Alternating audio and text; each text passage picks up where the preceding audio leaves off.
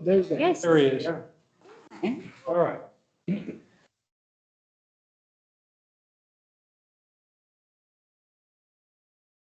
We're all ready online, recording?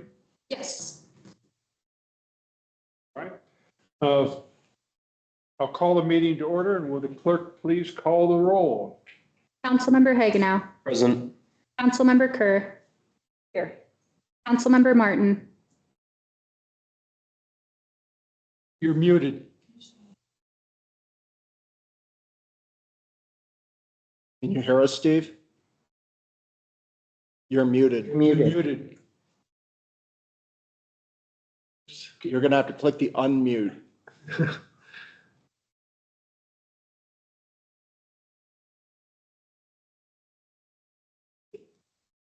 Is it their side? Is it their side? Jennifer's, You can, Didn't we just hear from Jennifer? they're being on a. You can hear me, right? Yeah. yes, we can hear you. We can't hear Steve can't because hear Steve. it indicates that you're currently muted, Steve. Right.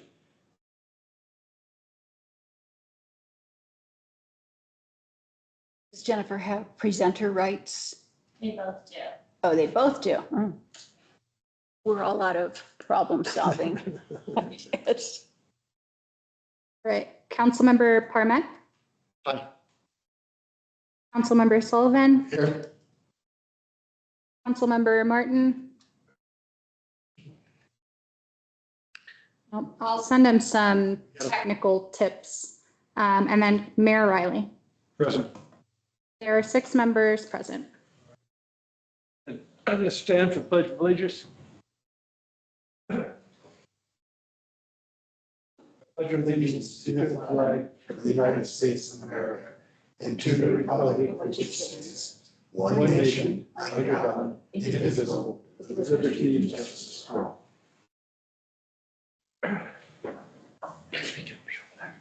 Not sure if my mic's working. Yep. Hey, Hey. This is how this. Good. This is. all right. Next item is the approval. Have any changes they'd like to make to the agenda? I had a question, Mr. Mayor. Was there a purpose in having consent after the discussion items? I asked the town manager that the answer was, I think I know the answer. I'll let him answer it. Yeah, since this is a hybrid meeting, usually those discussion items would be what we consider The work session? the work session. Then I would move to approve as presented. Motion to approve. Is there a second? Second. Moved and seconded. All those in favor say aye. Aye. Aye. Opposed? The agenda is approved. Now we have the opportunity to select a new council member. We have 4 candidates. And before we start, I would just like to point out for anyone who may be listening, this is a unusual meeting for us. We normally would have a work session at this time, followed by a council meeting at 7 o'clock. Because we will be interviewing and selecting a new council member to replace Councilmember Thisted, we've elected to have a single meeting with the town council meeting running the entire period with a break for dinner in the 6 to 6:30 range. So with that, as we wait for our first candidate to come in.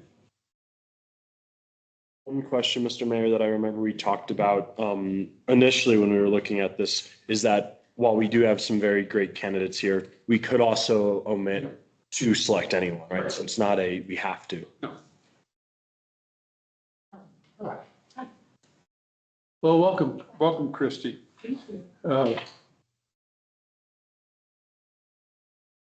This is as I mentioned to the council, as you were coming in, an opportunity for us to fill Councilmember Thisted's seat. We do have a number of qualified candidates today, so it's going to be a tough decision, I think, for all of us as we're going forward. And what we'll be doing is asking a series of questions and we'll rotate around among council members. All the candidates will have an opportunity to answer the same questions. So with that, could you please give us a short biography of yourself and tell us why you are interested in serving on the Keystone Town Council and what your thoughts are about our town's council's first 20 months. Christy Camp, I am resident in Ski Tip. I have owned for 7 years, and I was married at the Keystone Ranch and honeymooned here. And so I'm pretty much attached to this place as, you know, as you become attached when you see the potential. And then I saw the resort, and as meaningful as Vail Resorts is to our environment with their epic promise, I just felt a little, you know, a little bit sad that I saw some of my favorite things about Keystone kind of go away. And so when I saw this town council form a couple of years ago, I started watching, and I really have been impressed with how you bring in multi-generational diversity and a thoroughness to every topic and every concern. And so I'm a fan. I believe there's a lot of triumphs that you've already accomplished, but I'm eager to see where you go. And as far as my biography, I've been a mom for several years. I have a 17-year-old turning 18, and so both 2 college students. So I have done a sort of second career as a grant writer. And so I write for the Shane McConkey Foundation. And I also have years of experience building not just community in Summit County, but in the state of Colorado, and especially rural towns of Colorado. So I just empower students with not lectures, but more emphasis on never give up. You know, when they have an action plan to do something environmental, I support them by connecting them to their community and empower them with ideas for source funding for their environmental action plans. It's really took off lately with the seal of climate literacy that's been passed for a couple of years, which is optional to every district in Colorado. All right. Thank you. And with that, I'll turn it over to Number 2, number 2. And Christy. Hi, Carol Kerr, we've met. I would like, on behalf of the rest of the council here, to ask about your previous experience serving on a governing board of any type, whether it be business, government, HOA, nonprofit. If you could briefly describe that responsibility, your role, your contributions made then, how long you were on it, and then we'll see how we follow up. Okay. The majority of my experience would be all the way back into Conejo Valley Unified School District in California, where, you know, I just became interested in gifted and talented education. So there was a board within the district, and then I served just as a parent for a little while, and then I became the chairperson for 3 years. And I was able to bring in guest speakers, and it was very rewarding to bring up what was kind of a dead committee to something that was beneficial to the district and the students and the populace. So I did run those meetings, but then, since that experience, I haven't been as much of a leader, but I have participated in many board meetings, from the Colorado Basin Roundtable. It's my latest one to sit in on, more of a bystander since then. So how would you tie those experiences to the contributions you'd like to make on this council? I am a strong collaborator, and I enjoy listening to everyone's ideas. So it would allow my position here as just a council person would just allow me to participate in the strong foundation that you have, learn from you, and as well contribute creative ideas of how to bring community right up under us to get the community engagement going and utilize the nonprofits that are all around us that eagerly want to support us to get community involved with preserving or restoring nature and especially the water and the land. Thank you. Hi, Chris. A couple questions. First one is always a little rote, but do you have any interest in or participate in any professional or personal activities that could lead to or be perceived as a conflict of interest with this role? I do not believe so. I tried to really look at this before joining and or submitting an application, and I really could not think of anything that could be a conflict. I know you're on one of our committees, right? Trails and Open Space Board, Right. but I would just then be able to listen and not participate in the board. So yeah, I passed up the opportunity to jump in at a leadership role in that because I did have many ideas for that. And I really wanted to participate more, but then this became available and Councilperson Fisted welcomed me when I first got here one time just to participate. And she was so nice. And I was like, I would think that experience of just sitting in her seat for a few months would really teach me a lot about this muscle that makes things happen. Okay. Well, I'm just going to do the other one with my other question, if that's okay. All right, go ahead. It's out of order. That's fine. Go ahead. In your view, what defines the town of Keystone? And what would better define our community? Okay, I love this question. What defines Keystone to me and the people that I've talked to here is that we have a piece of nature.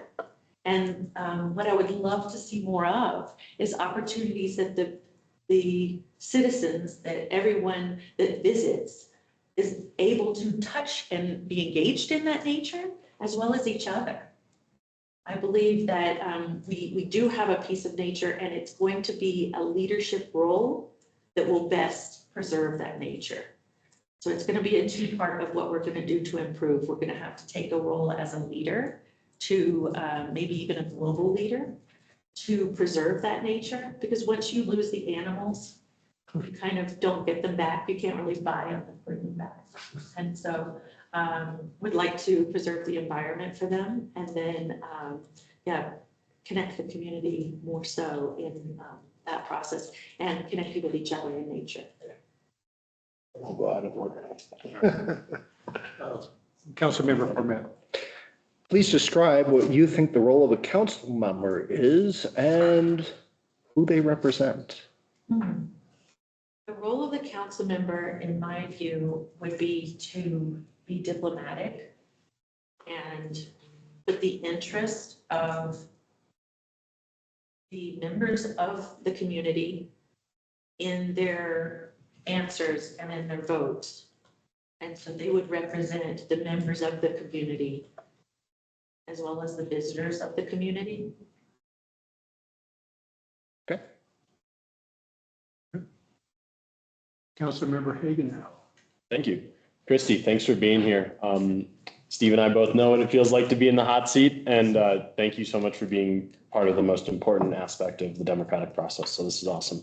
Wanted to talk about commitment. So town council requires a significant amount of commitment, usually at least 2 meetings a month, reading hundreds of pages of packets, proposed ordinances, and often attending other council meetings, committee meetings, conferences like we just had recently last week. How would this fit in with your other commitments, and do you think you'd be able to fulfill those commitments effectively? Because I haven't added on anything else to my plate, considering this position, I have only 2 time constraints to my schedule, and they are very flexible. I am sitting on the board or the grant committee for Women at Work or the Women of the Summit and Summit Valley Horse Center. And both of these positions are more about research and editing grants and reviewing grants.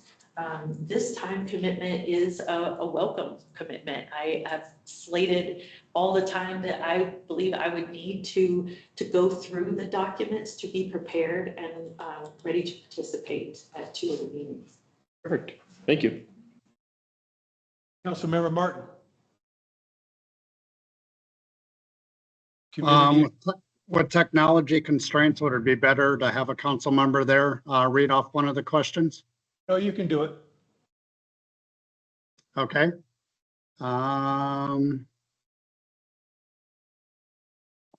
I guess I have the question on community issues. In your opinion, what are the 2 or 3 most important issues facing the community? And what should the town of Keystone do about them? Additionally, what do you feel are the community's most important needs and how should the town address them? One, as I mentioned, would be nature and how to put the animals and the environments and the nature above and at top priority. And again, bringing in the organizations underneath them that are already prepared to help us support those things would be, I believe, our top priority. And then attracting the 20, 30, 40 somethings that can live here and work here and enjoy life here. So it's more of, I guess you could say it's workforce housing. It's also tied to just livability of the town and being able to attract, because of our ability to have resources available to that younger population, that we could encourage all the entrepreneurs and the younger generation to want to be a part of it. And the how of that would be super enjoyable to keep doing what we're already doing, or I see about to take off, which is the internships and bringing in more and more college students and college programming to run with their degrees they're pursuing, and at the same time help us see how to preserve nature more. Thank you. Councilmember Kerr. So I get to follow up on the comment you made earlier about your interest in developing public engagement. Can you tell us about your ideas with respect to that? Is this a good opening? You smiled. Sure. No, I love it because, like, for instance, Blue River Watershed Group, they just showed up at the Colorado Basin Roundtable meeting in September and got a grant to create a dashboard. What that will do is allow our community members, as well as all of Summit County and a couple of other counties, to get to know what's happening in this river, this water that I'm touching here. So community engagement to me is just about connecting to what's already available and running those programs, allowing our conference center to be a place for professional development for teachers for skills like trauma-informed care, which is not available, but it is essential to not just teaching environmental studies, but also to teach how to stay calm in a crisis, how to ignore chaos and be able to focus and still get things done, how to heal. And I feel like our position is strong to be able to run professional development, many educational opportunities, as well as the programming of the organizations that are right here in Summit County and statewide. Quick follow-up. Do you know how many teachers live in this part of the county? Great question. I don't know how you would know, but okay. Yeah. All right, thanks. Appreciate that. Councilmember Sullivan, Councilmember Parmet on the future. What do you envision Keystone looking like in 5 years, 20 years? Okay. In 5 years, I would love to see so many community engagement that it's a joy, it's a pleasure to meet up with friends and strangers in nature and be able to, whether we're testing the river or we're just fishing or we're just getting together to talk about concerns. I feel like that should be a fluid thing that's happening all the time throughout the year. Of course, this time of year and all summer long, a few more programs that kept people engaged would be nice. And then in 20 years, I'd like to see it more of a global leader for water conservation. The way to save water is just to be more efficient with water. And since we are in the headwaters region, there are many courses that I've taken and I would love to share insights on of how we can easily just provide education, community awareness, and practices that can exemplify. We know how valuable water is. We don't need the price to go up. We can value water, and that would allow us to take a position even in a global environment. There are connections that can be made from metro state universities, One World, One Water, with Italy, who they work together already. They have a college there that has similar programming, and back to looking at agriculture, which is our biggest use of water, as a way that we can encourage people to use a dashboard of digital awareness of what water is being used and how we could be more efficient and save more water. And that would allow us to stay in that central positioning of not just leading, but engaging in new practices. Thank you. And Councilmember Hagenow. Thank you, Mr. Mayor. Christy, and I know you've been really involved with coming to many of our meetings, so thank you. What is one area that you think we've been successful in as a council? What is one area that you think we've maybe missed the mark a little bit? And then how do your experiences align in being able to help with that area that might need a little bit of improvement? I believe what you've done well is to be very thorough in your deliberations. I often think that we are related because I really love to be thorough and I listen to you take on an issue and try to hear all the sides of it. And to say what you are challenged by, I would say it's timely that you are challenged by getting the community involved because you haven't really had the chance yet. But I would like to see that thoroughness to be applied in a way that you get up and over the mountain in a variety of ways. And I could contribute because I have experience working with students, and I would see students being leaders, stewardship, entrepreneurship, letting that be a little bit of a focus of how to stay engaged with nature, as well as our business leaders as far as innovation. There are meetings in Colorado. We're in a really beautiful state that has availability to entrepreneurs that are starting up innovative businesses. And so the last couple of meetings for businesses that we barely were able to get community members to attend, love to see a follow-up to those, and be sure that next year we are sending some of our best and most creative to attend those statewide meetings, as well as eventually being a host. Thank you. Thank you. And Councilmember Martin. Correct me if I'm wrong. I think the decision-making question has not been asked. Correct. The town council must make decisions regarding the implementation of policies and/or programs that may be somewhat difficult or controversial. How will you reconcile making decisions that you feel are in the best interest of the public, even though they may be somewhat difficult or there may be significant opposition? I do enjoy hearing multiple sides of an issue before I make my own decision of what I believe would be best. So I would take, I'm a fan of the scales for justice.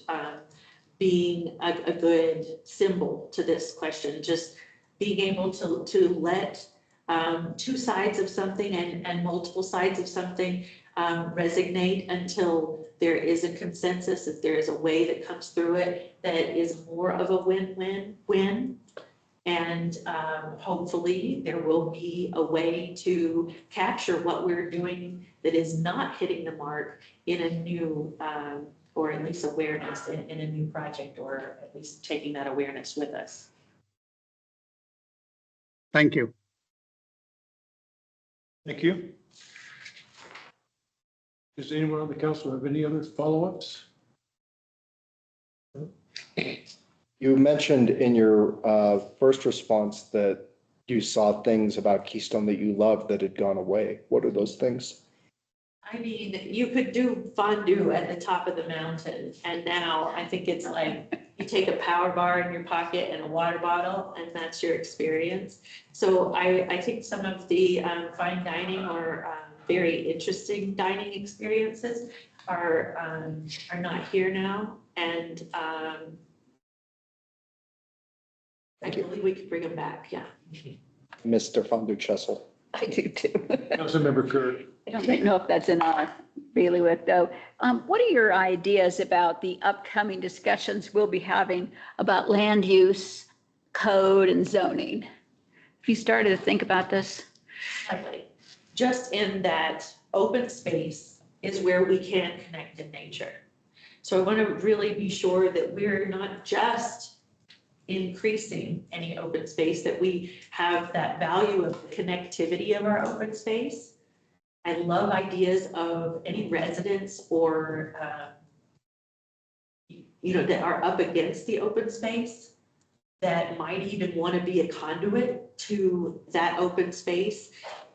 There are a lot of creative ideas that I have about how we can engage nature in those spaces.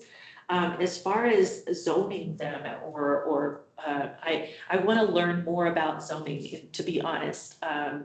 I just know that the connectivity of the open space, or at least the connectivity of the town with the trails, would be an important way to go, because I often want to ask people when they're a little disgruntled about certain things about town.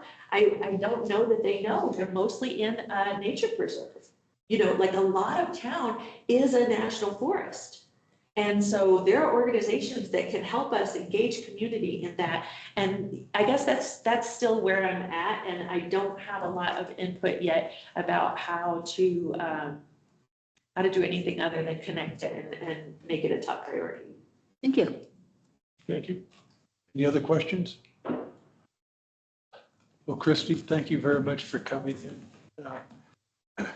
We are going to have a tough decision tonight I'm sure. with particularly the different perspectives that we're going to hear. Yes. And again, thank you very much. And we do appreciate the involvement you've already demonstrated in the town. Here, here. Thank you. Here.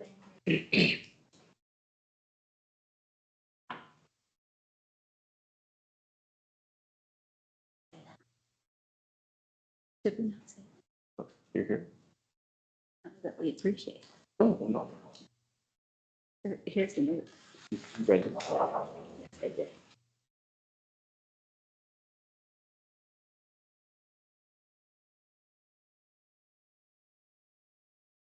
You can read that. Nobody can take my writing, but consider it a challenge.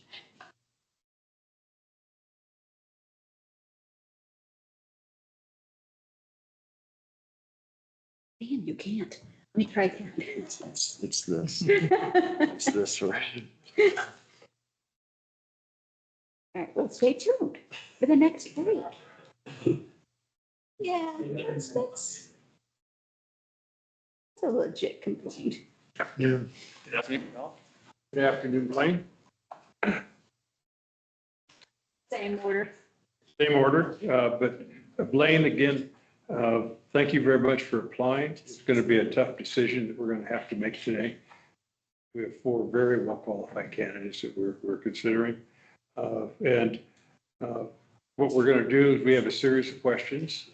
We've asked we're asking all the all the candidates the same basic questions of, as we're going through our evaluation process. At the completion of the interview process, then we'll have discussion, potential vote on selection of a council member to replace council member Thiston. And with that, could you please give us a short biography of yourself and tell us why you're interested in serving on the Keystone Town Council, and what are your thoughts about the town's first 20 months? Yeah, absolutely. So it's a pleasure to meet you all. My name is Blaine Roden. I am an attorney by education and a private equity associate by trade. So I was lucky enough, as was telling John, to never have entered the full practice world of being an attorney day by day, which I'm very thankful for. Originally from Vero Beach, Florida, moved to Gainesville, Florida, where I went to University of Florida for my undergraduate degree. Been in Colorado for about 6 years now. Really just kind of fell in love with Keystone, coming out here with my wife on our, must have been our 3rd anniversary when we were dating. She's come here for 20 years and just absolutely loved it. And we met her brother and his wife out here. And I think it's probably the first 3-4 hours I was out here. I was like, I think I'm going to live here. And she's like, you're crazy. There's no way. We just moved to Denver 6 months ago. There's no way you're moving to Keystone. You haven't even been through like a real winter. I was like, oh, see.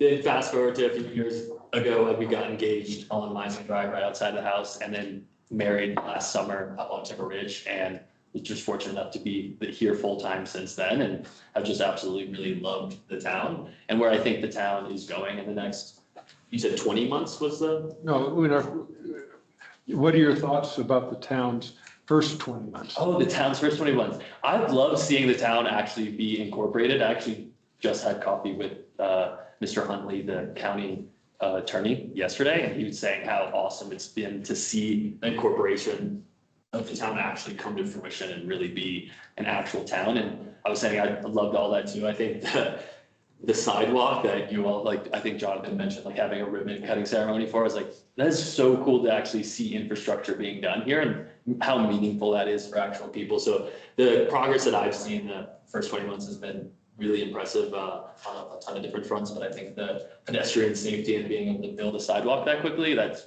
to a bus stop that's meaningful, is probably the highlight for me. Councilmember Kerr. Hi, I'm Carol Kerr. Good to meet you. I wonder if you can talk to us about any previous experience you've had working on a governing board or body for a business, a nonprofit, government, HOA, anything. Yeah. And if you could talk about that experience, what your role was and how long it lasted.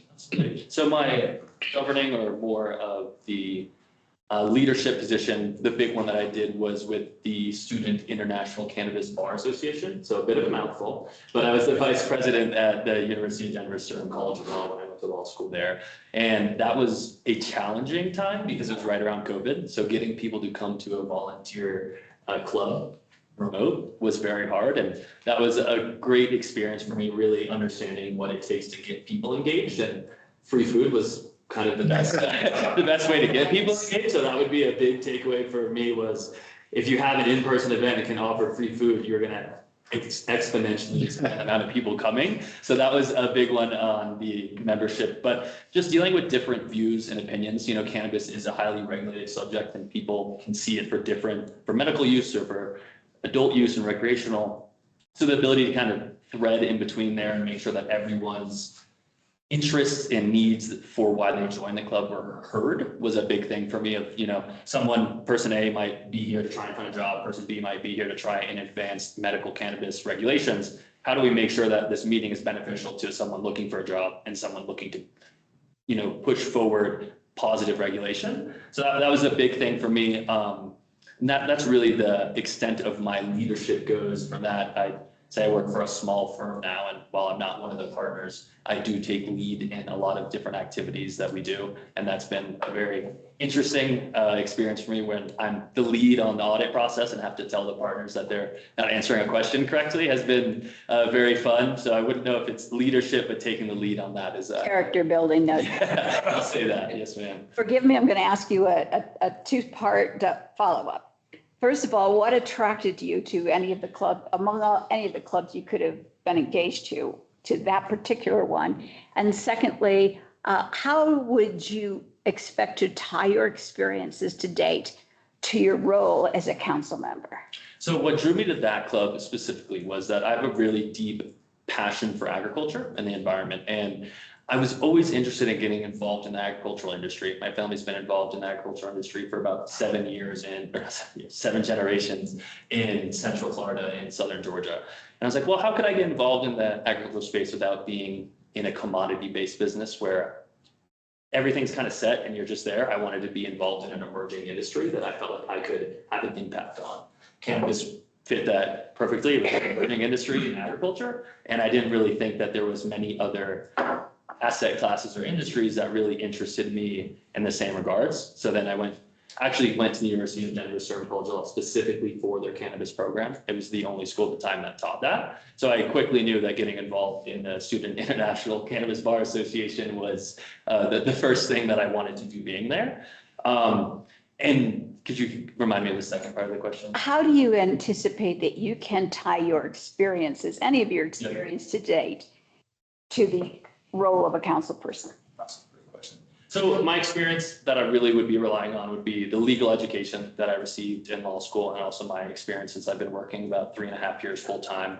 I work for a small boutique firm where as an associate, I do a lot more than what you typically would do as an associate and take on a lot of responsibility. And I found that I love that responsibility and the ability to have an impact on an organization. And I think a lot of the skills that I've learned, like time management, when maybe I don't talk to the partners for a few days, but I've got 15 different projects to do and how I can execute on these. Time management will be a big one. The ability we're all remote, so to get people together when maybe it's not the most opportune time or people don't want to sit on a Zoom call or talk about hard things remotely, I think is another skill that really relates to being a council member. And, I think the ability to use my legal education as a benefit for the town and the council specifically is something that I was really interested in. Thank you. All right, great. Evelyn, Dan, do you have any interests in or participate in any professional or personal activities that could lead to or be perceived as conflicts of interest? No, sir, none that I could think of. Okay.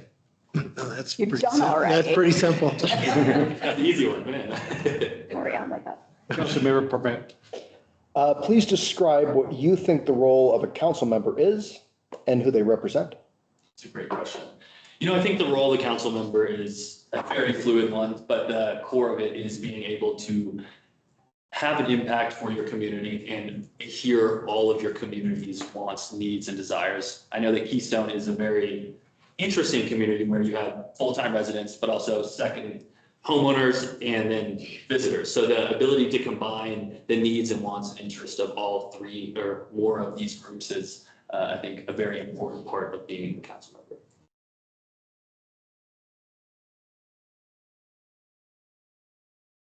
A follow-up on that, what are your ideas to encourage community participation? I think I hit on my big one, which is free food is a good one to keep community participation. But going deeper than that, something that I found personally being in the community is sometimes there's maybe a lack of access or education on what is actually occurring and how you can get involved. So the ability or the initiative, right, of continuing to let folks in our community know when there's events, how they can have their voice heard and how they can get involved is a big thing that I would love to, try and implement in the council. Councilmember Hagenow? Yeah, thanks. And it was really nice to meet you earlier for 5 seconds over there. So what we wanted to ask about next is time commitment. So myself and a few other council members do work full time. And so we have to balance this never ending paper that we have to read and all that kind of stuff. Usually there's at least 2 meetings a month, as well as the reading of the packets that go with that. Sometimes it can be hundreds of pages in length. And oftentimes we also attend other committee meetings, conferences, or other obligations. How would that fit in with your current time commitments and you'd be able to manage that effectively? Yeah, it's a great question. And I definitely think I'd be able to manage it efficiently. Fortunately, right now I work fully remote and we have a very flexible schedule where if I have to block out time on my calendar, the partners adhere to me blocking out time on my calendar and totally let me, as long as I'm getting my work done, let me do as I see fit. So definitely on the time commitment thing, able to work full time and still be able to attend all meetings. And, you know, my goal is to continually be more and more involved in the community. So I would look at it as opportunities to continue that involvement and would be excited to do so.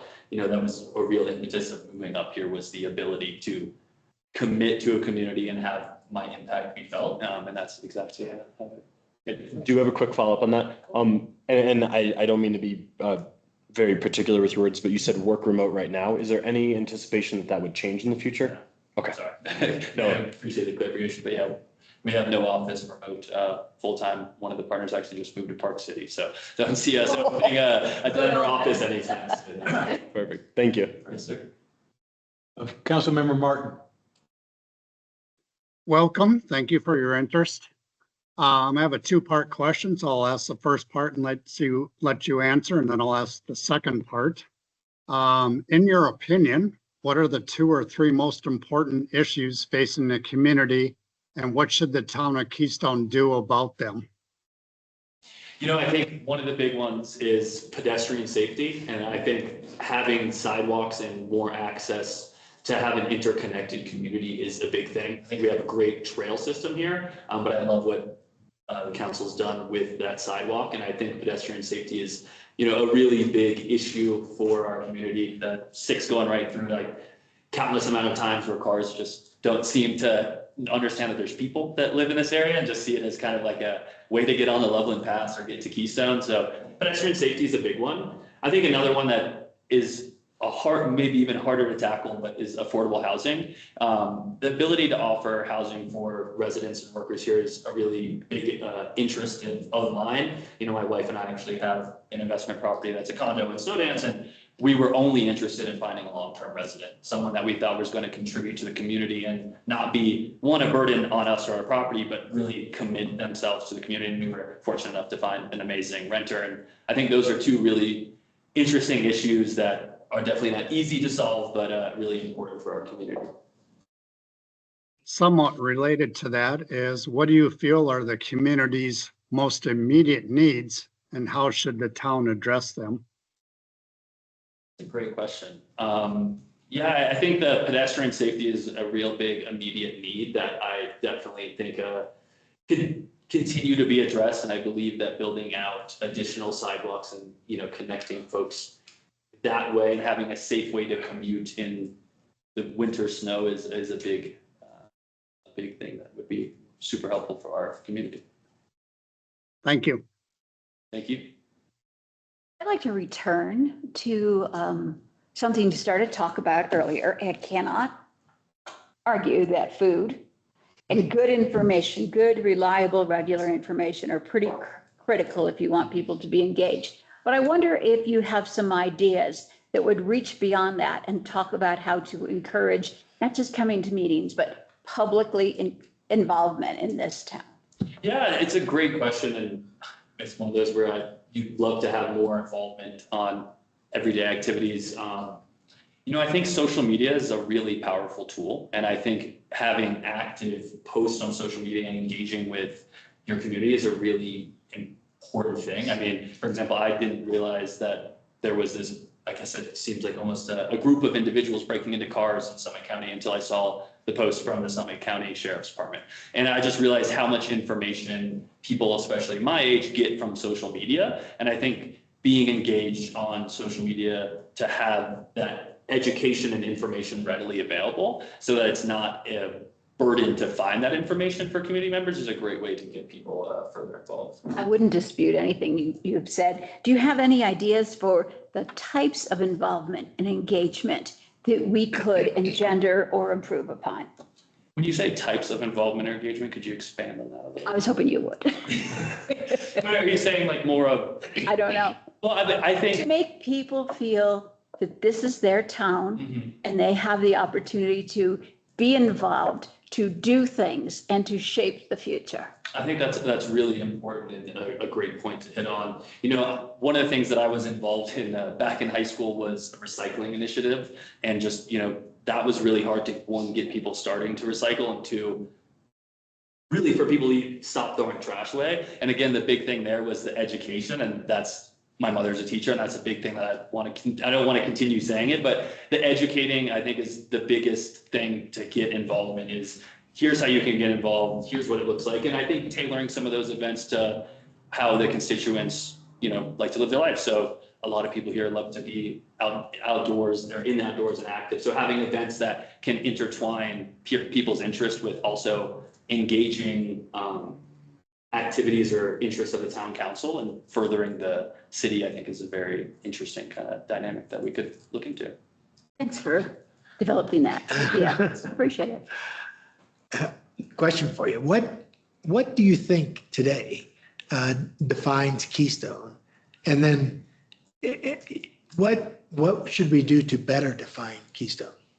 That's a hard one, I'm not gonna lie. I think for different people, Keystone is defined differently. I think the core thesis behind that, though, is just a very, from what I've noticed, a very loving, open community that has a very fond interest in outdoors is kind of how I would, if I was going to explain Keystone to someone who's never been here, that's how I would probably explain it in as few words as I could. Is there a better way to define it than what we have today, or your definition there? I'm not sure if there is a better way, but I think everything can always be improved upon. And while that might not be super apparent to me right now, I think, the continued development and continued understanding of what our constituents are looking for is really the way that you continue to define Keystone in the future, is how I would look at it. Yes, sir. Councilmember Martin, a little curveball, but public involvement. I think that was this sentence. I think it's town identity.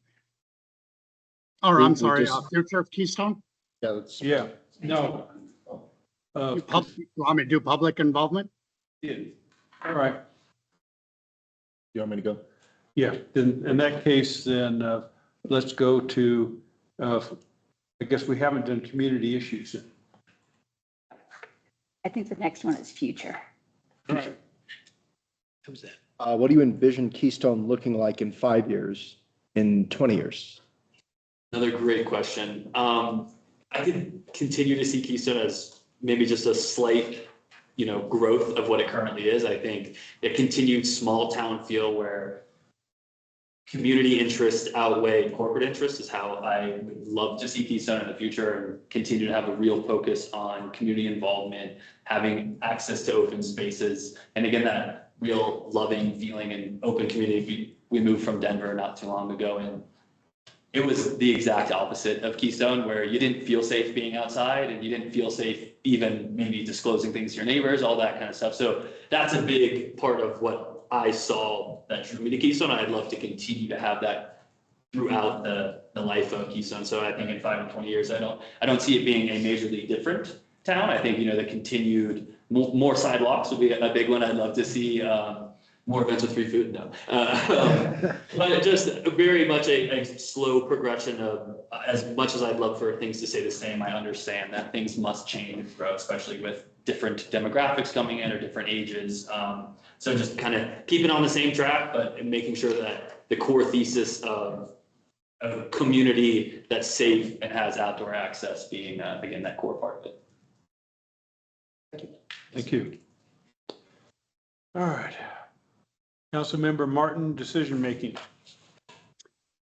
The town council must make decisions regarding the implementations of policies and our programs that may be difficult or controversial.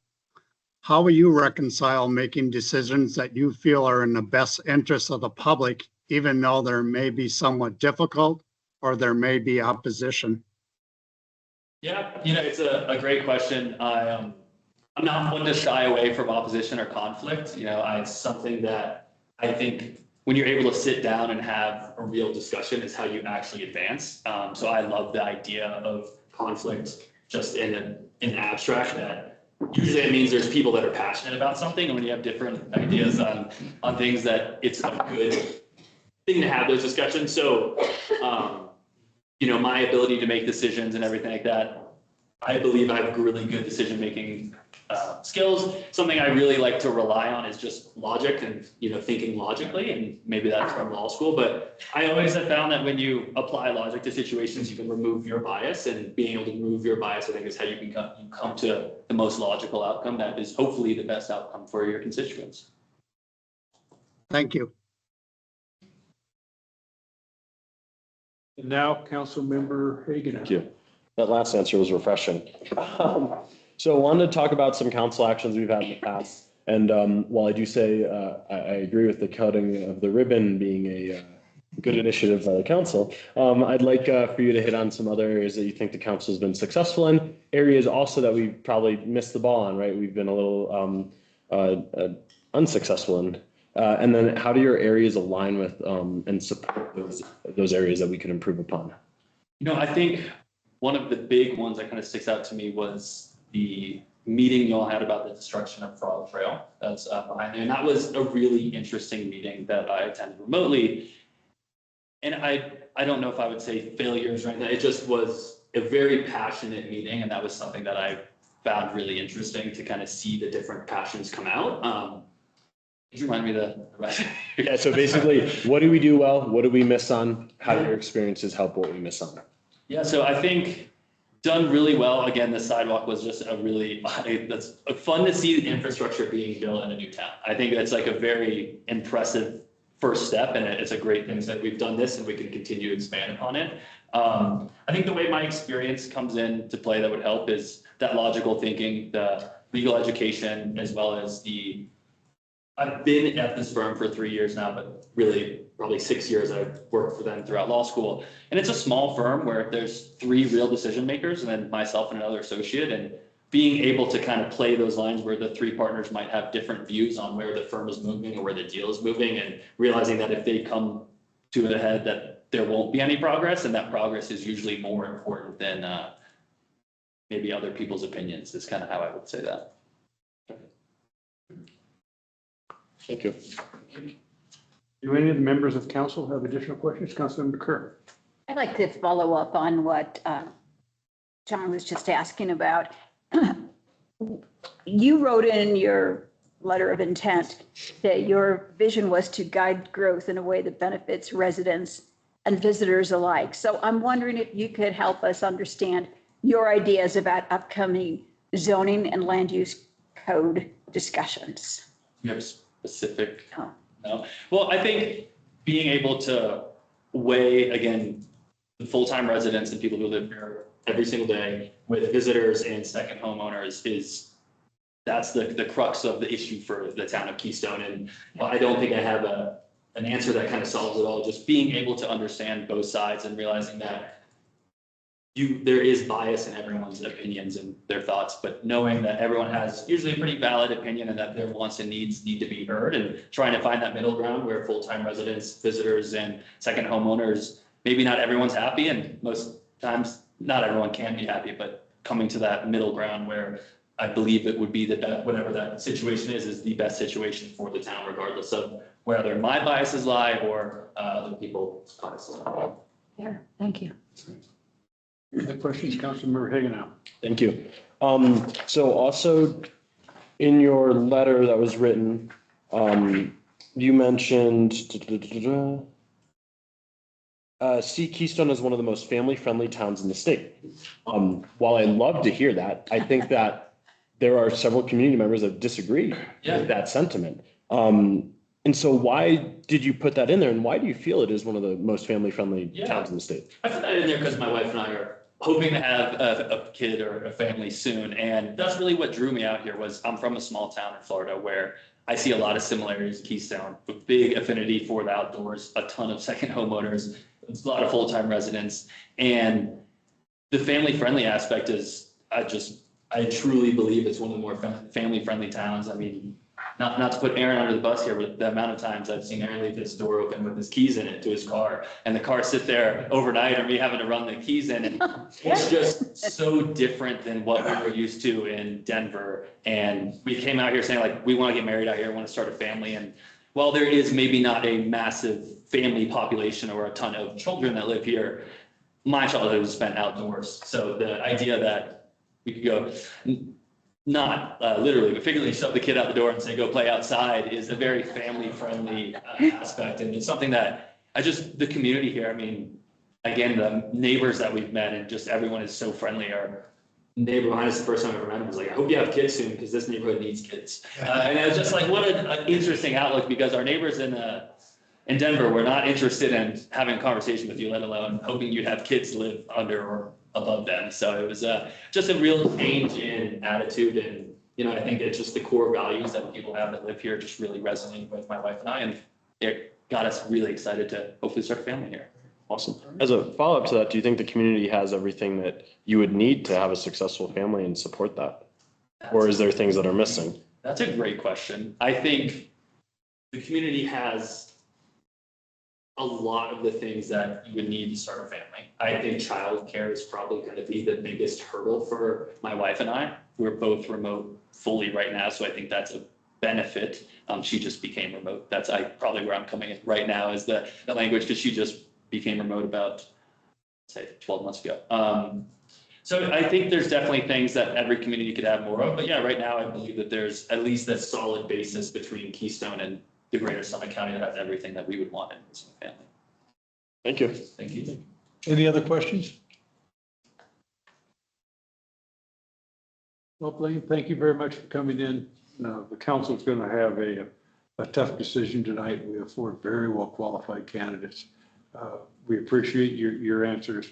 What we'll be doing is when we complete the interviews, we will be going through a process of voting and determining if we're going to fill the position this evening. So please stand by as we go forward at the completion of that process. If we elect to appoint a council member, then we'll have the swearing in and going forward from there. So with You that, have food. Yeah, Free food too. that's great. Thank you all for the time. Thank Pleasure. you for Blaine. coming. thank you, Blaine. Anyone have a power cord they can spare? What? Power cord? Yeah, it's $5 a minute.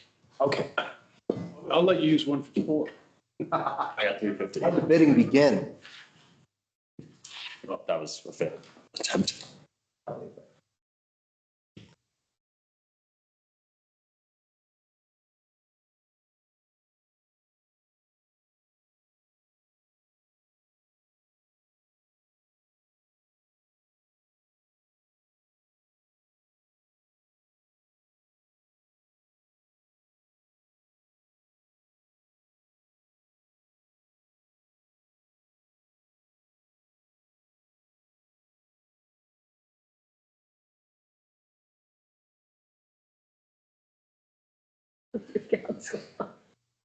That's cheap about where the fences are.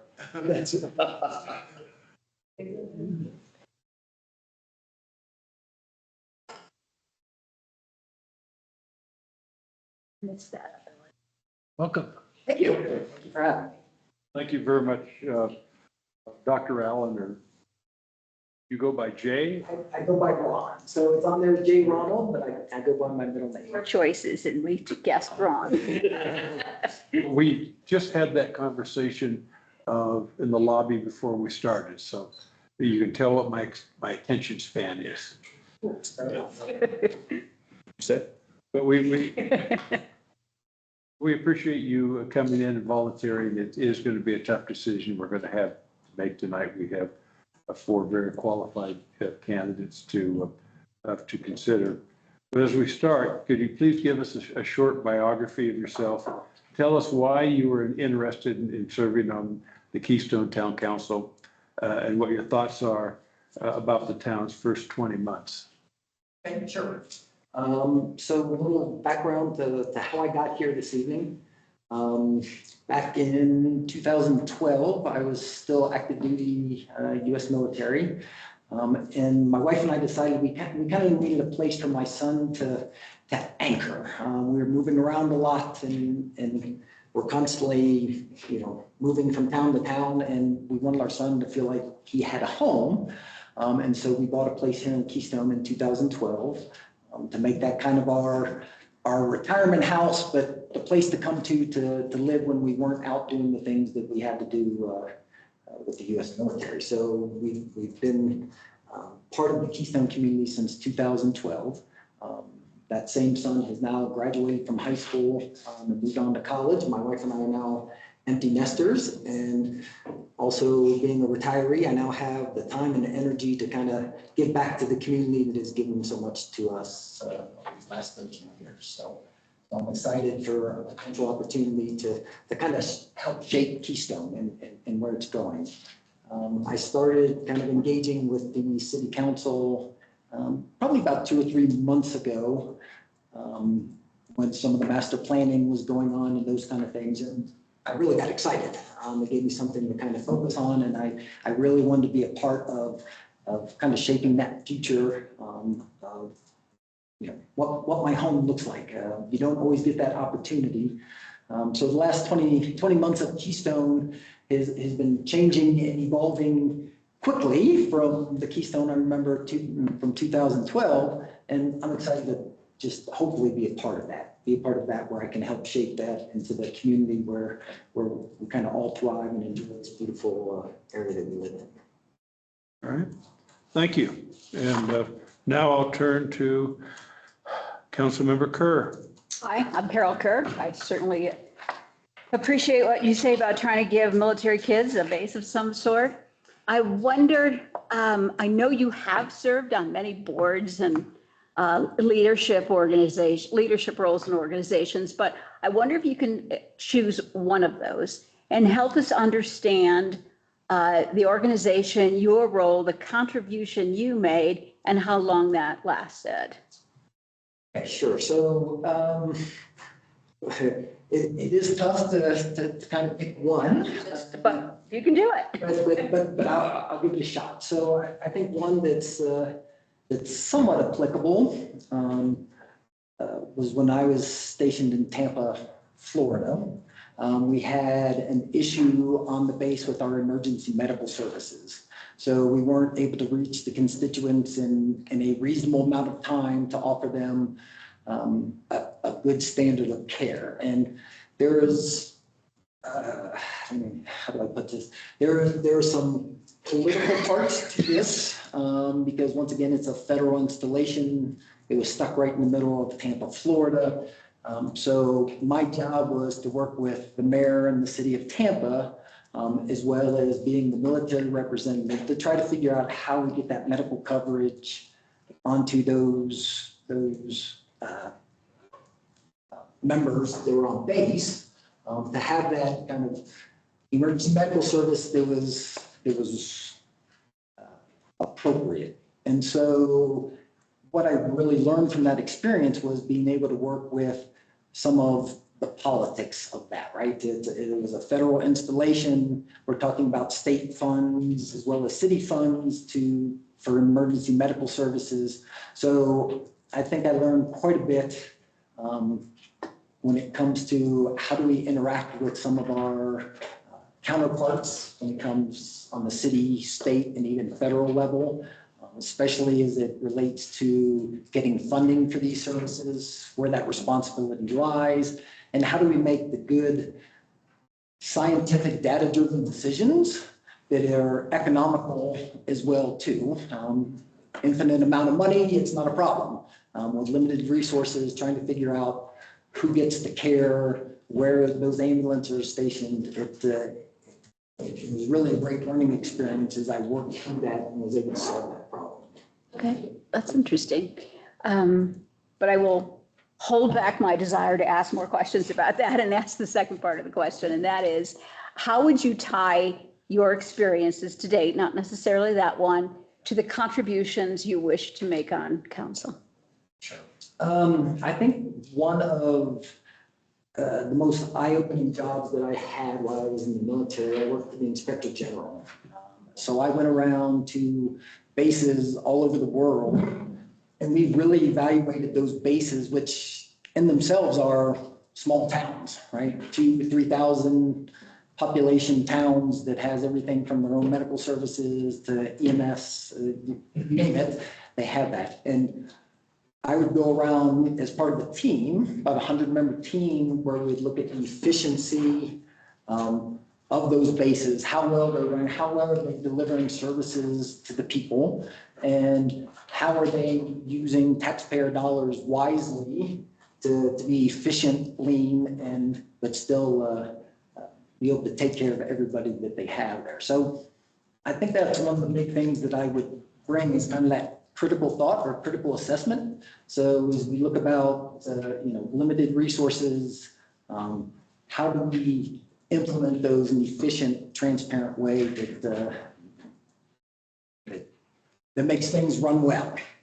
Okay, thanks. Councilmember Sullivan. Yeah, well, first, congratulations on the retirement. Thank you. And also thanks for the service. Really appreciate that. I have a question for you about conflicts of interest. Do you have any involvement in anything right now where you might be perceived as a conflict of interest or something you may be interested in that might be a conflict with the position that you're being considered for? I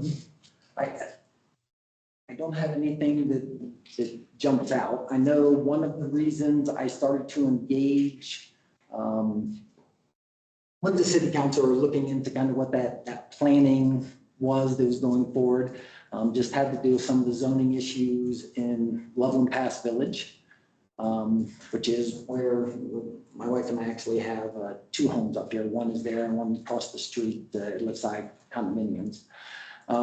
So that was my initial kind of engagement with the city council, and I wanted to hear what the planning was like going forward with that, and that's kind of what got me excited and the juice is going. But I don't think it's necessarily a conflict of interest. It was more, that is what piqued my interest in what the town was trying to do to set up, to be a town and a self-sufficient entity. Well, I guess, is there an issue that you perceive right now with what you've learned? No, it was just more of the kind of uniqueness. I know a lot of the town is zoned and it's homeowners associations are, I think 52, I think there's 52 here in the town. Loveland Pass Village really doesn't have that opportunity as a homeowners association. And so part of that is just giving a voice to some of those residents, because it's a little bit different than some of, say, my voice that I have in my HOA there at Cliffside, right? We get to kind of pick a leader who kind of gets to talk about Cliffside and some of the issues that goes on, where really in Loveland Pass Village, town council is our HOA, really our only voice on making changes. All right. Councilmember Armet. Please describe what you think the role of a council member is and who they represent. Sure. I think the role of council members is kind of that same role in any leadership. It's any leadership position. It's to hear what your neighbors are saying, what their concerns, what their issues are, to take that information and hear what the data says or what the science says, or actually drill down on the issues, and to then use that leadership to make decisions that sometimes they're tough decisions. The data drives to a decision that may not be necessarily popular with some of the neighbors. One, it's trying to explain that rationale or reason behind it. But it's also to kind of be able to step back a little bit and say, hey, what is the best for the town of Keystone, and not just any one individual or any one voice or that squeaky wheel that may be out there. Thank you. A quick follow-up. What are your ideas to encourage community participation? Community participation in this whole In the town, yeah. One, I think I think you lose participation when people don't feel like they have a voice. So making sure that there is that follow-up, that sometimes you may not get the right answer that the person wants, but at least know that their ideas or the constituents, that their voice is heard and it was taken under advisement and taken under consideration. I think we have a lot of apathy right now, kind of across the country, and a lot of things where a lot of things seem to be broken and people feel like they don't have any power to make a difference. And so hopefully by getting out and talking with my neighbors, bringing some of those ideas, and then giving them that feedback and follow-up that their ideas do make a difference and people are willing to listen. And I think the more people feel engaged and empowered in the system, the more they're willing to participate, and it's kind of a self-fulfilling cycle. So the more they can see they're making a difference by helping, then the more they're willing and likely to help. Councilmember Hagan now. Thank you. Nice to meet you. I don't know if we formally met before. My name is John. Wanted to talk about commitment, and I think I know where this is going to be going, considering your retirement. But oftentimes, council meets at least twice a month for meetings like this that can last 6 to 7 hours. At times, having hundreds of pages of documents to read ahead of time and be prepared for. And then oftentimes there's other commitments, such as other committee meetings that we might attend for interests that affect us or our constituents, or conferences. How would that fit into your current time commitments, and would you be able to effectively engage with all of the commitments I kind of outlined there? Yeah, 100%. Part of, why I'm glad to be retired, I also miss some of the, I like solving problems, and that's kind of been what I've done throughout my career. And so having something to kind of put that focus on and trying to solve problems, and once again, it's part of that engagement, right? Feeling like I'm making a difference in my own community. I'm excited about that challenge. And so right now, I don't theoretically have time commitments. I shouldn't say that. I have time commitments to my family and some other things, but that's why the timing of this has worked out relatively well. It gives me something to focus on and something to kind of work on that problem solving that kind of gives me fulfillment. So I'm looking forward to that part of it. Awesome. Thank you. Thank you. Councilmember Martin, community issues. Welcome, and thank you for your interest. I have a two-part question, so I'll ask the first part. In your opinion, what are the 2 or 3 most important issues facing the community, and what should the town of Keystone do about them? So once again, with a master's in public health, a lot of times I tend to look at things through that lens, and so I know kind of the safety issues that we have with US Highway 6. And I know that was a big part of the township incorporating. But to me, that's one of the larger problems we have. There's also implications for that about having walkable communities and the health that's associated with having kind of that community feel. If people can't even cross US 6, that puts an issue right there already with that feeling like you're a town, feeling like you're part of the community. If everyone has to get in the car and drive somewhere just because they can't cross the road. So I think US 6 is one of the big issues that I see is facing the town.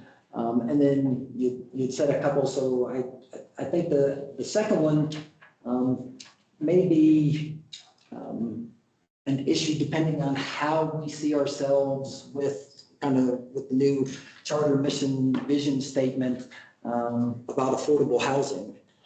I know we have a lot of second homeowners. There's a lot of short-term rentals. All those are completely fine.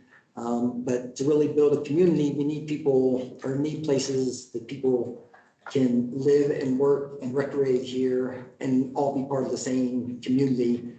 as opposed to just being a bedroom community for, some of the other towns around where folks might be able to afford to live.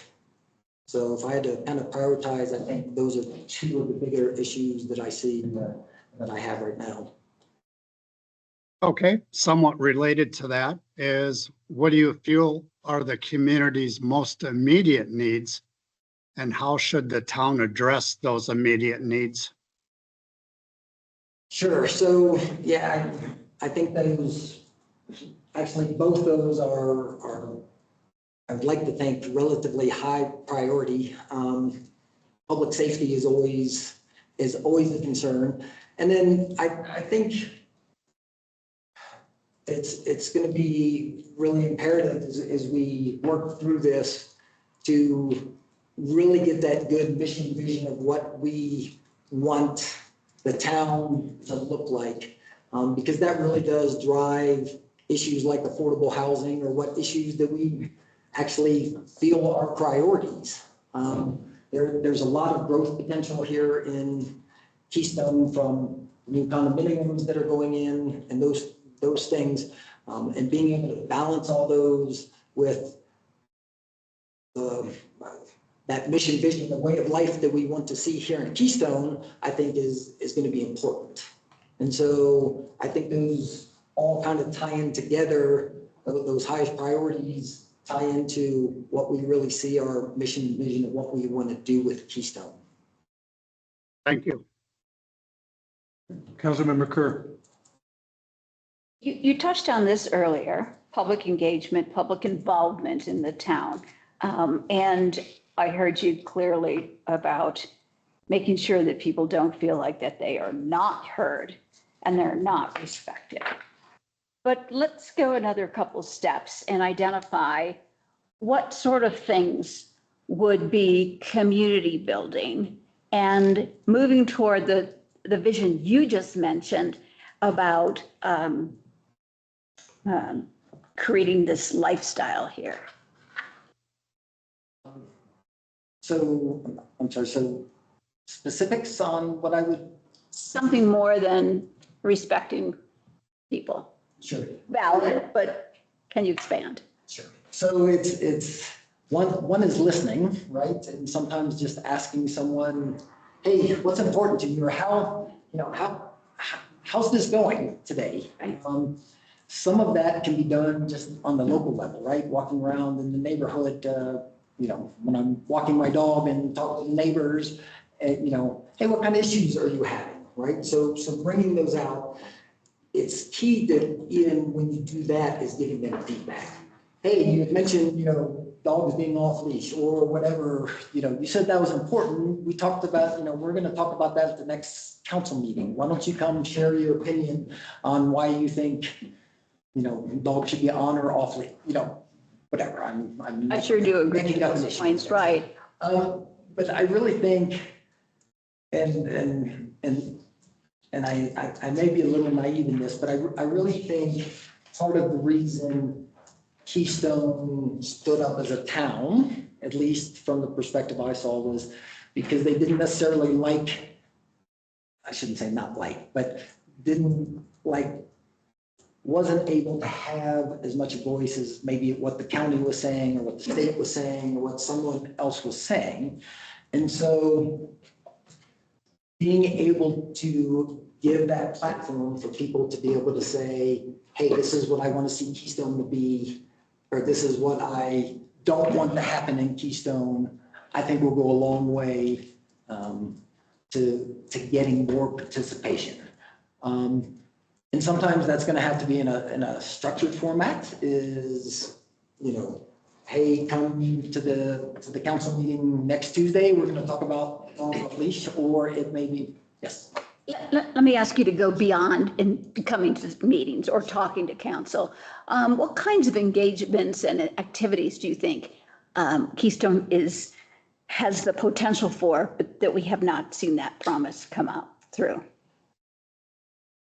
You mean as a the idea of publicly and being involved in this town and activities or anything?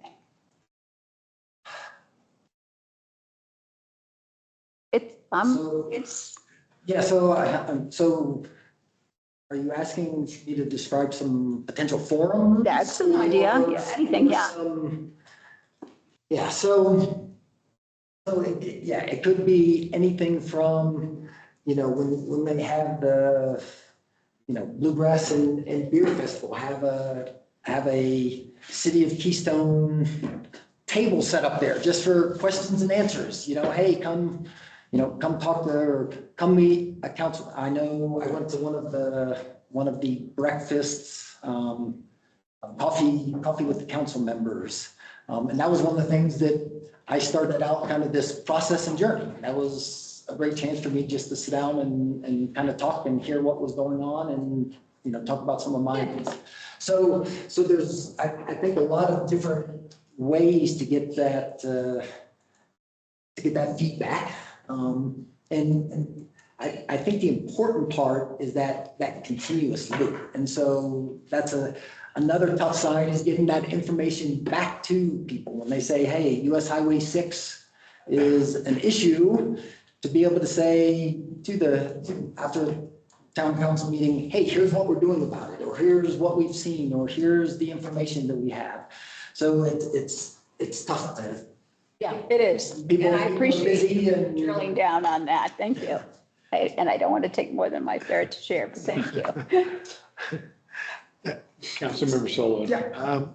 Earlier you said one of the big challenges is what we want the town to look like. And we're going through that process now, and we've tried to be pretty open with the community. But from your perspective, what defines our current town of Keystone?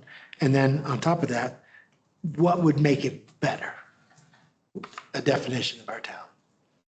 And that's a tough one, because that's one of those, it's, I think the strength of Keystone is obviously the people that we have. One of the reasons I'm so excited about, being able to be here full-time now and in retirement was growing up, my son, when we would come to Keystone, would run through Loveland Pass Village and up into the mountains and play in the stream and, just would hike. He actually built one of the trails with the Rocky Mountain Youth Corps, and he would, poor Miss Kathy, got an earful every time my son was in town, because he'd just run over to Kathy's house and just run, he was Dennis the Menace. He was just, but it was that neighborhood and that sense of community that we loved, right? It was getting to know our neighbors. So the strength in its people, and just kind of that people that live in Keystone are usually very happy to live in Keystone, right? There's very few people that live in Keystone that say, I don't want to live in Keystone.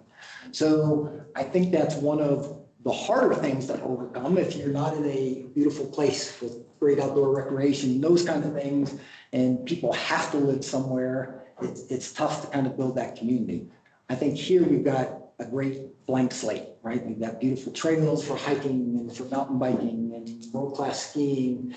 And we just kind of have this shared love for the community. And so I think that's much easier to build what the entire, or kind of push the community in that same direction, as opposed to what we're doing in other places. Maybe, it's a much harder task. So that's one of the things that I think is great about Keystone, and that final outcome, I still haven't got there yet. I was waiting to see what some of the data was. I came to the meeting where we put the little stickers up on all the things like affordable housing and, that, and I've been remiss. I haven't looked at what that data actually showed, but I'd be interested to hear what some of my neighbors have to say and what they think is important. Is walkability more important than, having a good public transportation system, or what, so I would be interested to see what some of that information, some of that feedback that the commission is getting to kind of help guide where that is. Because to me, we kind of have a blank slate, right? We've been doing this for about a year, and we've got a kind of an open opportunity that doesn't come along very, very often.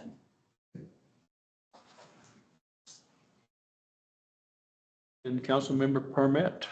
What do you envision Keystone looking like in 5 years, 20 years? Yeah, that somewhat goes back to to what I was. It's kind of, Just kind of alluding to. To Yes. me, my kind of perfect vision for Keystone, at least for my wife and I, when my son comes home from college, is a place where we know all our neighbors. We get out, we're hiking, from our backyard, or mountain biking from, down the block. Going out in the evening and sitting down with friends and neighbors and being able to socialize and to kind of hang out with them. But it's really that sense of community that I think is going to be important to me, and how we get there. Things like walkability of the streets, and being able to have places to gather, to kind of break down barriers that may be there. I know we have a large, second home population, and a large transient population with, with ski season, those kind of things. But I think having a core community where you actually feel like you're in a community and not just living at a vacant resort is what I envision. thank you. Councilmember Martin and decision-making. Town council must make decisions regarding the implementations of policies and or programs that may have difficulty with them or have controversy. How will you reconcile making decisions that you feel are in the best interest of the public, even though they may be somewhat difficult or there may be opposition? Sure. Yeah, I think several things. One is being trustworthy. So you have to be honest, is a huge part of it. The second is transparency. I will, do my best to let people know why I think the way I do, or what in the data or what in the information has led me to that decision. And hopefully I can make a rational, reasonable argument. And sometimes that still doesn't always work. I can give you an example. My last 3 years in the Air Force, I was in charge of making sure each base throughout the world had a pandemic response plan. And so I took over that job in 2017. And even in 2017, when I would go around to these bases and try to explain, what goes into a pandemic and what kind of challenges we may face, there was pushback and anger even then, and that was before we had the pandemic. So I have quite a bit of experience of kind of be the messenger of bad news, because sometimes it is tough. We have to make tough decisions, but that's part of what being on the council is about, is being able to justify what those are and to stand behind those decisions that you make. Thank you. Councilmember Hagenau. Thank you, Mr. Mayor. So what areas do you think the council has been successful in so far? What are some areas that you think we might have missed the nail on? There's an expression there somewhere. Yeah, the boat on, missed the boat on. And then how do you think your experience helps with where we've missed the boat in some of those areas?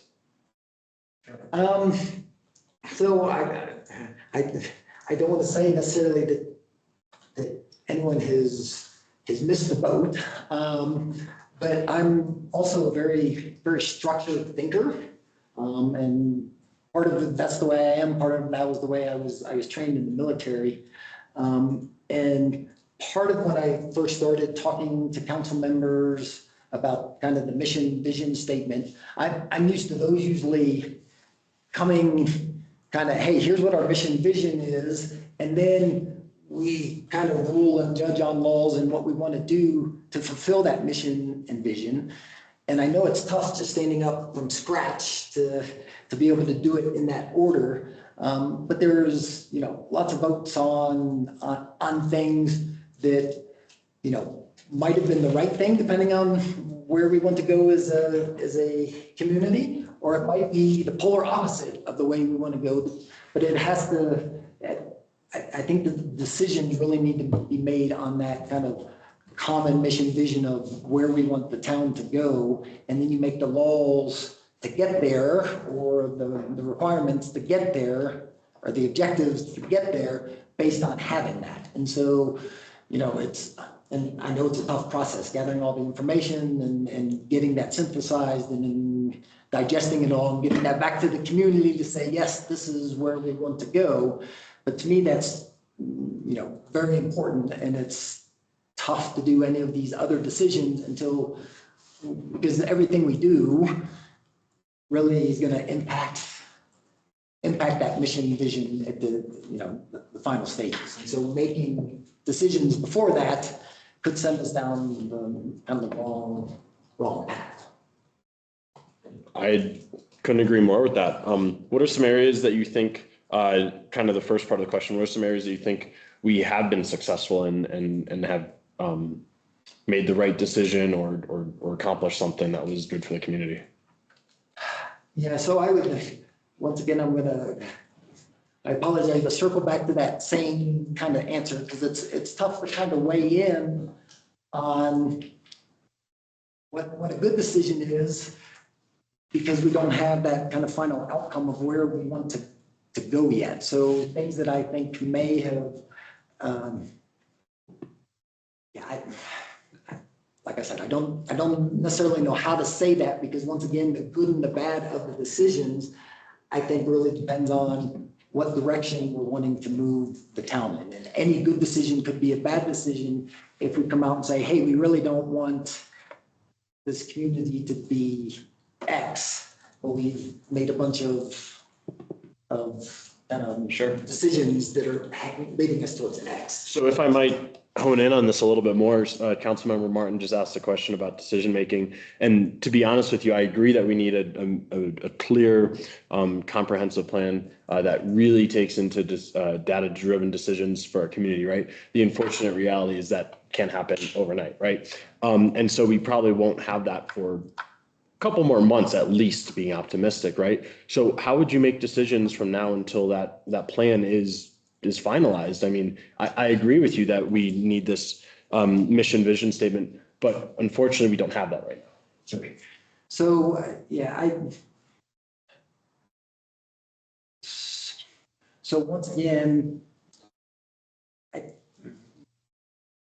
you would ask me what I envisioned, Keystone be like, in 5 to 10 years, right? And I kind of gave an answer about, community with shared kind of love for the area and the resources that we have.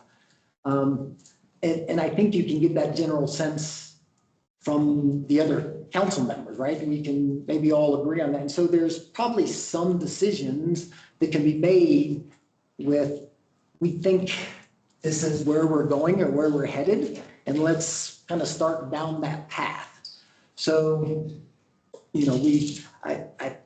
I mentioned the affordable housing. I know the county, since we stood up as a township, the county has moved through several different iterations of things, from the Rent to Locals program that they're giving incentives. They now have some new funding available for things like ADUs that they can do, that if you rent to locals. But right now, we can't necessarily tap into all those because we don't necessarily know what direction that we're going with that. And Councilmember Kerr, you look confused by that answer. Sorry. I'm listening intently. Okay, good, thank you. And lucky you, I have a follow-up, Okay. but it's not my turn yet, I don't think. So I think we can get that right, but I haven't been privy enough to sit on the council member meetings to actually see where that general. If I could sum up, and I just want to make sure I understand, is that the data, the science seems to be the core of your decision making, and I understand that, and using the mission and vision statement to be kind of those guiding principles. But in that time until we have a concrete, comprehensive plan, you're saying you're going to make decisions off of what you believe the community interests are from your personal and lived experiences? And the other council members, right? What they kind of feel is, hey, this is the direction that we're going. And then you take that data that you have and say, does that move us in that direction? Is that what we want Sure. Keystone to look like? Okay. Thank you. Thank you for taking me on or allowing me to take that journey. Sure, yeah, I will follow up on that. So you're right about the decision making. So that's why it's been very important for us to do this comprehensive planning. We anticipate that soonish, and that will kick off a series of decision making about codes, zoning. And you're also right that we not only look at surveys, we'll also be looking at the expert judgment and recommendations. And to some extent, we do rely on our own experience. So again, I'm going to, like John, jump ahead of the plan and the mission and vision statement and ask you, what would your ideas be that would inform the discussions we have about land use codes and zoning? So to me, one thing that's, very high on my personal list of ethics is the environment. And so looking how that, because once again, that's one of the main reasons we all live here is because this beautiful environment that we live in.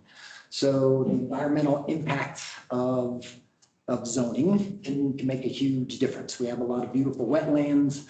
I was up hiking on trails this morning where my son used to, play in the creek, and now we've got construction there running that water down, into our neighborhood kind of thing. So to me, the environment is extremely important when it comes to zoning coding. The second thing is that affordable housing that I had mentioned. One is I really want to live in that community where I have neighbors that live and work and play here. I think that's going to be extremely important for me. And then I understand the reality of the world that money drives just about everything. And so that has to be part of the consideration too, right? I know there's a lot of short-term rentals, and with our two properties, we've done some short-term rentals. Currently in the one property, we have two gentlemen that live and work here in the community, and we've given them a very reduced rate to live there so they can afford to do that. So my neighbors in Loveland Pass Village can live next to someone who lives and works here just like they do. So that's extremely important to me personally. And there's also, I think, ways with the zoning to achieve goals that's less punitive and more incentivized. I talked about we initially started to participate in Summit County's Lease to Locals program, where they had us charge a fair market value or a little below market value price, and we got some subsidies from the state from the county, as long as they met the qualifications, right? They worked 40 hours a week here, in the community or in the county. That has since gone away, but there are some new incentive programs with the county. Part of it was the ADUs that we had talked about earlier. If you agree to the 10-year covenant to rent that to locals, you can do ADU. So I think there's ways to incentivize some of the zoning and some of to have that money part still fit in line with environment affordability for people. It's not a one or the other. Could tie together. Okay. Any other questions from council members? Councilmember Hagan. Thank you. Could you briefly highlight, you were talking about and issues might be the wrong word, but you were mentioning questions with Loveland Pass Village zoning considerations, excuse me. Could you expand on what those concerns or questions were? And this was way back at the beginning. You were talking about like one of the reasons that you wanted to get involved. Sure. So Loveland Pass Village is zoned as R2 non-conforming, which means it was built before we had any zoning laws. So it's very, I don't want to say random, but it is somewhat random because there's very few properties there that conform to what you would think of as typical R2 zoning. So with that, we've put a round peg, into a square hole. It's just it. And so taking a look at, what the legacy zoning was and what we want that to look like, because it really is one of the few, we were sitting in the conference room waiting for this. And if you look at the zoning maps that are on the walls there in that conference room, there's a little red speck that is Loveland Pass Village, and then everything else is zoned differently. And it's also a unique animal too, right? Because it's they're mostly single family homes that are in the village. I shouldn't say most, but when we first bought the place, it was almost all locals that lived there, and that is now changing. And so really taking a deep dive and looking at, what's going to fit that mission and vision, and how Loveland Pass Village, which is, what I'm calling home now, how that fits into that mission and vision. Awesome. Thank you. Any other questions from council? Did have a second one. All right. You talked a lot about data being the driver of your decisions, especially in the role of the council member question.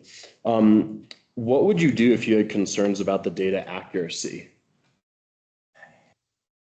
So that's always a huge part, right? Because if you have bad data, that you're making bad decisions, you're making bad decisions, right? Because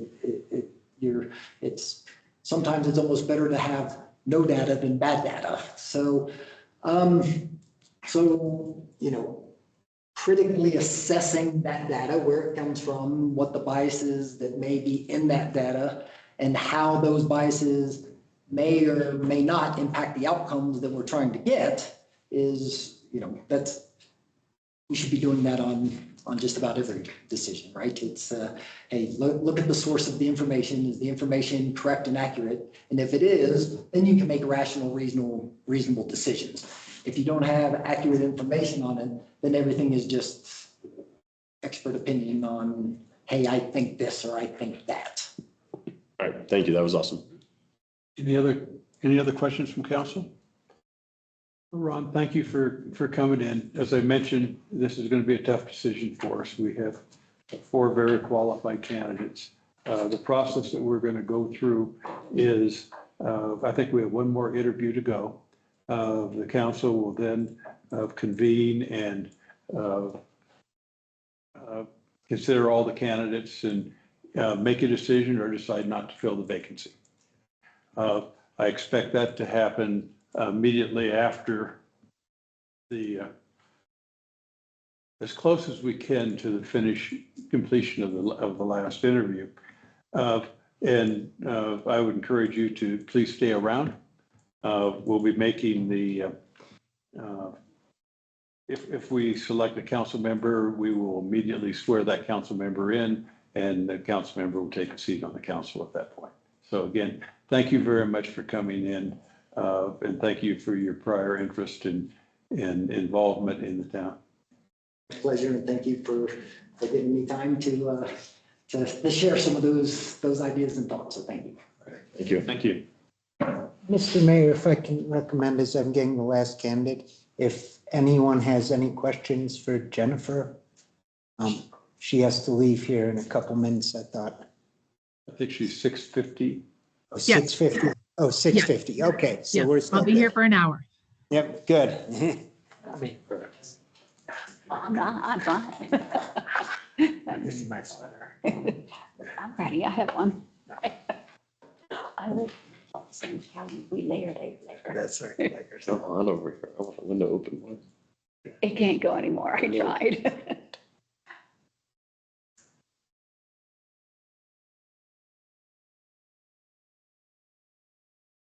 The sound comes in really, really nicely. Oh, brilliant. Thanks for Perfect. Yeah. noticing. The Okay. audio is excellent. Good job, staff. Yay. Kathy, did you notice improved audio when we changed our system out recently? Actually, yes, as from my computer, I've been able to see more. Yes. The appointed place. Okay. That's the appointed place. Noted the hot seat. First of all, are you guys all awake still? We are. You still are? We're ready. You're in a good mood? We've had 3 great candidates so far, and we have a 4th that we're about to I interview. want to tell you before, and this will go into public record, but having been sequestered with those 3, I know you can't make a mistake tonight. So whatever you choose to do, you're going to be blessed. And the fortunate part for everybody is if you make a mistake once, April will come along and everything will be great.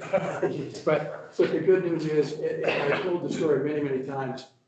When I was a second homeowner living in Keystone, I used to think that the locals were, ne'er-do-wells, not educated, no big scope. But I learned when I lived here full-time for the last 25 years, that there really is a great deal of substance here. And these 3 guys here are really very good candidates. I'm not sure they all have the same experience I do, but they're really just super people. So if you make a choice, it's not me, I support you. It's going to be a tough decision for us today. Okay.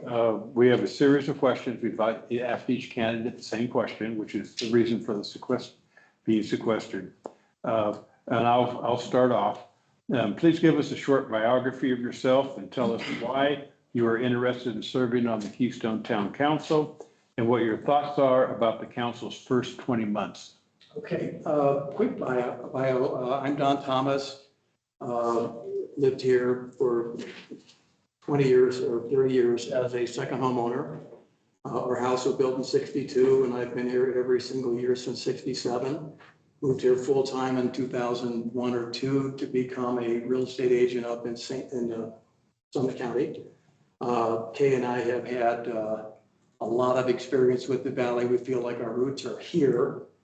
We have raised the kids in various municipalities, Chicago, San Diego, and Cincinnati.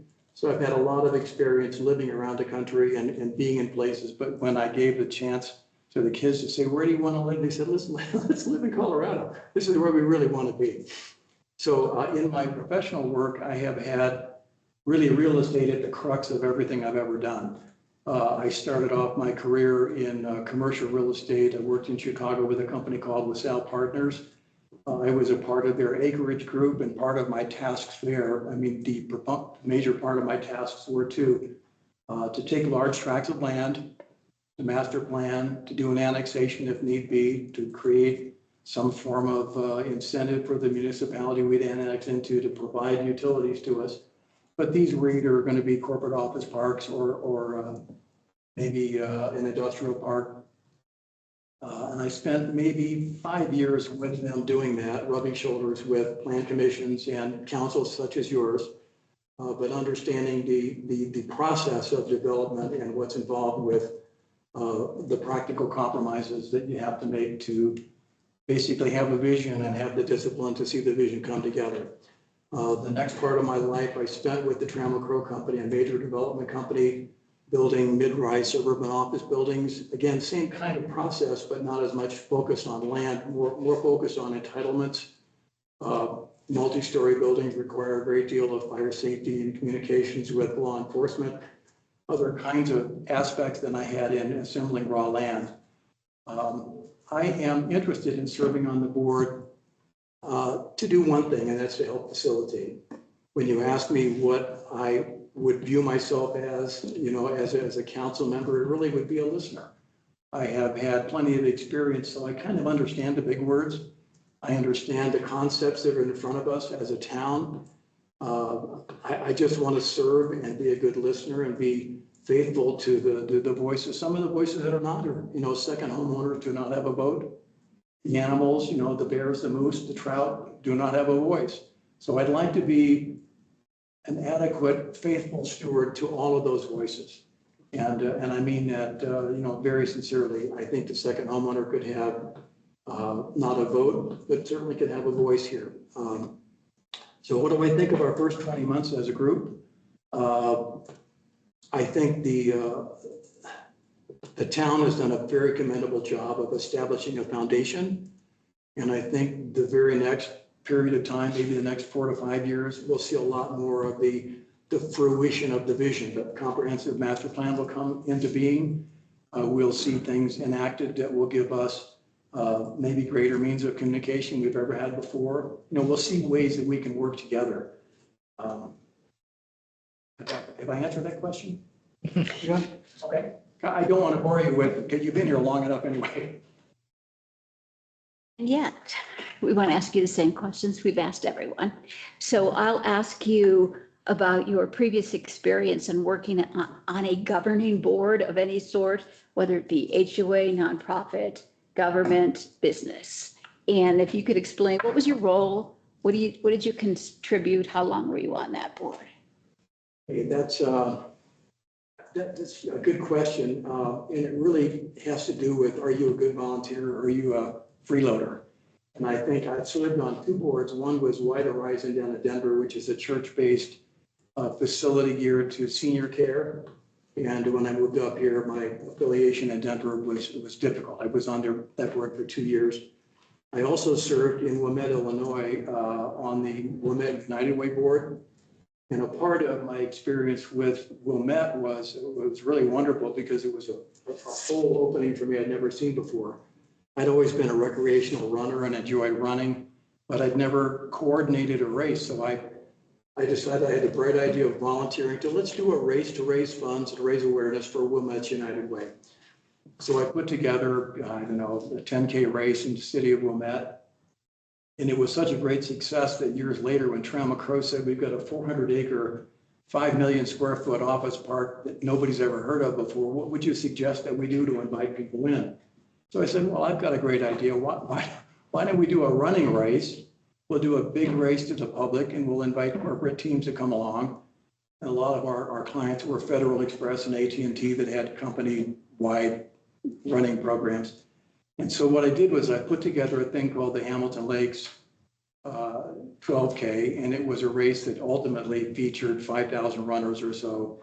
We had corporate teams, as I suggested, and we had some of the, I don't know if you guys are runners at all.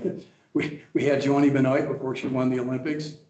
We had, Billy Rogers and Frank Shorter and DiCasella, all the guys were there. I'm going to interrupt because you're quite the name dropper. But let me ask you about that experience on the board. When you came up with that idea, you pitched it, you brought it to fruition. What of those experiences do you see fitting here? Well, I think the important thing is that if you've got a great idea, learn how to follow through. You got to stay with it. And I have other ideas if I get asked about them, about what we could be doing here, but I'm prepared to follow through. And it takes a lot of separation of personal will from the will of the organization that you're a part of. You learn to subordinate. Well, I'd really rather be doing so-and-so, but if I've committed to this, I'm going to stay with it. So that's what I learned in volunteer work for the board. Okay, and It's true. Question for you. We ask this of everybody. Do you have any interests currently that you participate in, professional, whatever, that would be considered a conflict of interest? I didn't know if you were currently still in the real estate business or not. I'm in the real estate business. There's no project that I'm involved with other than helping to market Kindred that would represent a conflict of interest. And I can quickly say that if there were something of my property or my business that came before the board, I would recuse myself quickly from any taking a position on that. And, obviously we want to preserve the public trust and be transparent. So no, there's nothing. So you're still in real estate, you represent Kindred and I assume other houses, or is that basically your interest of your business? Okay, gotcha. Councilmember Parmet. Please describe what you think the role of a council member is and who they represent. Well, I have, my opinion is that a council member is a facilitator. I mean, it's my role to be a collaborator, a facilitator, but primarily my job would be to listen and listening to the voices of the constituency. And I think I referenced that. I mean, I would very much like to be able to hear the call of the second homeowner who feels disenfranchised today. I would like very much to help with issues such as the confusion with KNC and the town of Keystone's overlap.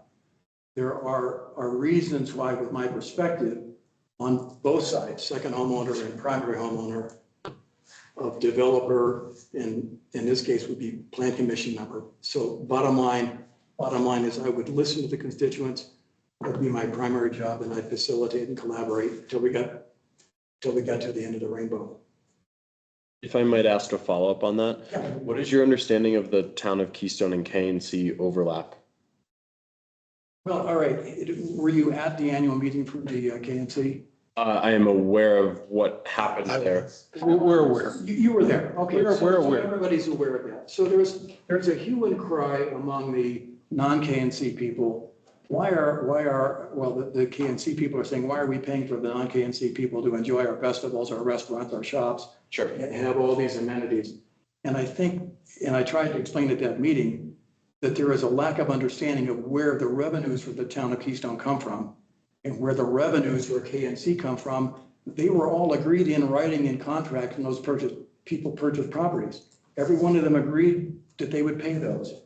And I think it's important that we re-communicate to all of the KNC members and the non-KNC members that real estate taxes do not go to us, they go to the county. The libraries, the schools, the road and bridges, those are a completely separated issue. And one of the things that I would, if I were part of this group, I would continue to untangle the misperceptions of many of the people on both sides of that issue, inside KNC and outside, as to who's paying for what and why. And I think we could work to continually engineer that overlap to where they don't duplicate at all. And I think we could, with clear conscience, say, you know what? We're all doing what we're being paid to do, and this is what you expect us to do. No more, no less. Perfect. Thank you. Sure. Was that the next question as well? The next question. Well, that leads right into it. Very nice to meet you this evening. Wanted to talk about time commitment. So the council requires a significant amount of time commitment, at least 2 meetings a month. Oftentimes there's hundreds of pages of packets that you have to read, ordinances, proposals, budgets, which is what we're going through this time of year. And then there's also the additional meetings that could happen outside of those 2 meetings, conferences, other boards that we might be involved with. How does that align with your current commitments, and would you be able to effectively commit to what I just described? Well, being a real estate person working for a commission, I can tell you that there's no standard hours.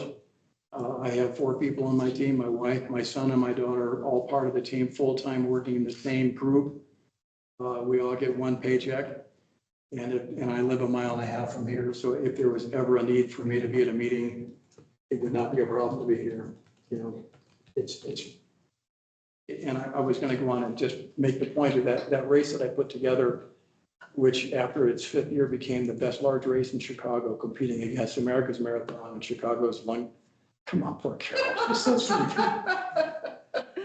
Congratulations. Tell a joke, and I'll wake you back up. So the thing that I was going to make a point is that was all extracurricular. You know, I was bucking for partner, and I was the nation's leading leasing agent for Trammell Crow Company, which is a multi-billion-dollar company, during the year that we won that award. So all I'm saying is I'm used to squeezing 24 hours out of the day, and I understand fully. I wouldn't be here if I didn't truly understand the word public servant, and it's being misused these days, but I understand public service, and I want to be there. Okay, perfect. Thank you. You're welcome. Councilmember Martin and community issues. Welcome and thank you for your interest. In your opinion, what are 2 important issues facing the community, and what should the town of Keystone do about those 2 issues? Okay, Can I ad lib and add maybe two more to your list of two? Well, if you want I'll to be stay with quick. two, I have a two-part question for you. So if you want to Okay, stay great. with two Well, or three. I'll stick with the top two. I'm going to leave traffic improvements on Route 6 and standardized signage for Keystone people. I'm going to leave that off the table, but the two things I would work on if I were part of this group would be the completion of the master plan, which is a given, that's got to be done, it's being done. The second thing I would do is I would work on HOA relations, and I mean to have practical things like a podcast set up by a council member who is appointed as the HOA liaison to work 24 hours a day at good communications to the HOA managers, the property managers, and the HOA managers could take the communications line down to the individual homeowners. But I think it's really important that we preserve the stream of revenue that short-term rentals produce for us, and we were very, very careful to protect the communication envelope that we're working in. I think it's really, really important, and I would like to have a podcast that would be reachable by second homeowners in Georgia and Texas and Maryland, wherever they are, so they could tune in and see when the bears are emerging from their dens, when the hummingbirds arrive, when did we enact such and such, which pertains to short-term rentals. I think there's something to be said for what's happening at Keystone, and a podcast would be an ideal vehicle to use for that. So that's probably my number two thing. So number one, master plan. Number two, HOA relations. Okay, thank you. And somewhat related to that, and maybe you have the same answer or something different. What do you feel are the community's most immediate needs, and how should the town address those immediate needs? Well, you're right. I think it does kind of overlap. What we really have is a town that, if you look at it today, it's got natural amenities that are fabulous. It's got recreational opportunities that are bringing people in. And yet we haven't been responsible to communicate the whole Keystone experience to our guests yet. Keystone Resort has typically done that. I think we need to do a better job of communicating, A, what the opportunities are here for living here, and B, what the responsibilities are. How do you treat moose? How do you treat bears? How do you not make an incorrect turn, trying to make a U-turn out of Gondola Road and Route 6? You know, it's public safety that we need to communicate as well as lifestyle. So I would work really, really hard on communication. I think that's probably at the top of my list. Okay, thank you. Sure, thank you. Councilmember Kerr? So really with you about communication, but I'd like to set that aside because that's a real driver. I'd like to set that aside as you talk about your ideas to encourage public involvement in the town, community building, or not just knowing about a council meeting or decisions, but being involved in any element of the town. Well, Carol, I mean, it's a really apt question because, I mean, I think we're all responsible. What you guys have done with the coffee that get together with the commissioners at Steep is a really good start because it's a friendly gesture that very few towns offer to get to know the people that are doing all this work. I think we could do more, and I think literally a podcast, I don't know if that's ringing bells with anybody, but would be one way of inviting participation at every level geographically. And I think it's important that we consider leveraging the tools that we have, and I think that's one way to reach people. There probably are people on Zoom or whatever it is that are watching our meeting right now, and they're probably very dedicated Keystone supporters that are somewhere. You know, some of them may be in town and some of them may be in Pennsylvania or Colorado or California, somewhere else. But I think what you look at in terms of the communication opportunity, I don't see us, I see us building a town center. I see these things taking shape. I see us having a place to meet. In my conversation with those three other distinguished candidates, just proved that. And I told them, I said, this is a great microcosm of what could happen if we enlarged our community's opportunity to meet each other as neighbors, as friends, as peers, because we don't get that chance on a chairlift. You might meet somebody from California, you might meet somebody from New York. Rarely do you meet a neighbor and you talk for 10 minutes about stuff that really matters to you as a Keystone resident. So I think a town center would be a focal point. Okay. But I think without that brainstorm of a people mover that I think I mentioned to Steve the other night, if we don't have people movers, we're generating traffic impedance. And I think that will necessarily limit the size of our audience. If it's too hard to get to a town center, if there's not enough critical mass in terms of the retail mix, it won't work as a center either. It'll be a place, but people have to have a reason. So let me ask you to drill down on this idea of people getting involved in their community. And I'm going to look at you as an example because people make a lot of decisions about how to use their time. And I wasn't aware of how deep your background is. Deeper than anybody's. Thank you for having Indigenous Peoples Day yesterday for me. I felt like I was very honored. That's as usual, but go ahead. Okay. I bring that up because your experience is so specifically valuable. As you decided whether you would or would not get involved with staying in Summit or getting on the Planning and Zoning Commission, what was the thought process that you went through? I think that would be helpful for us. To be honest, it sounds gratuitous to say that I want to serve, but to be able to offer something back to Keystone, which has given now 4 generations of people in my family a place to love, a place to feel safe, a place to learn and explore. I'm still meeting my neighbors, the animals. I ran 2 little bears out of River Run this morning, and they were the twins that came over to my feeder and had been knocking it over for the last couple of days. But the bottom line on the whole thing, Carol, is that it is a giving that I'm uniquely qualified to offer. I would love to offer our paths and open space people the ideas that I've given them now in terms of standardizing the message. I'd like to put that message on the podcast, for example. How do you treat a moose when you see one, when you're surprised by one? What do you wear to be visible? What noise do you make to keep the bears who are coming out and they're hungry? I mean, how do you deal with all that? When do you celebrate the hummingbirds being here? How do you treat your feeders? There's this practical life stuff that people from God knows where don't know yet.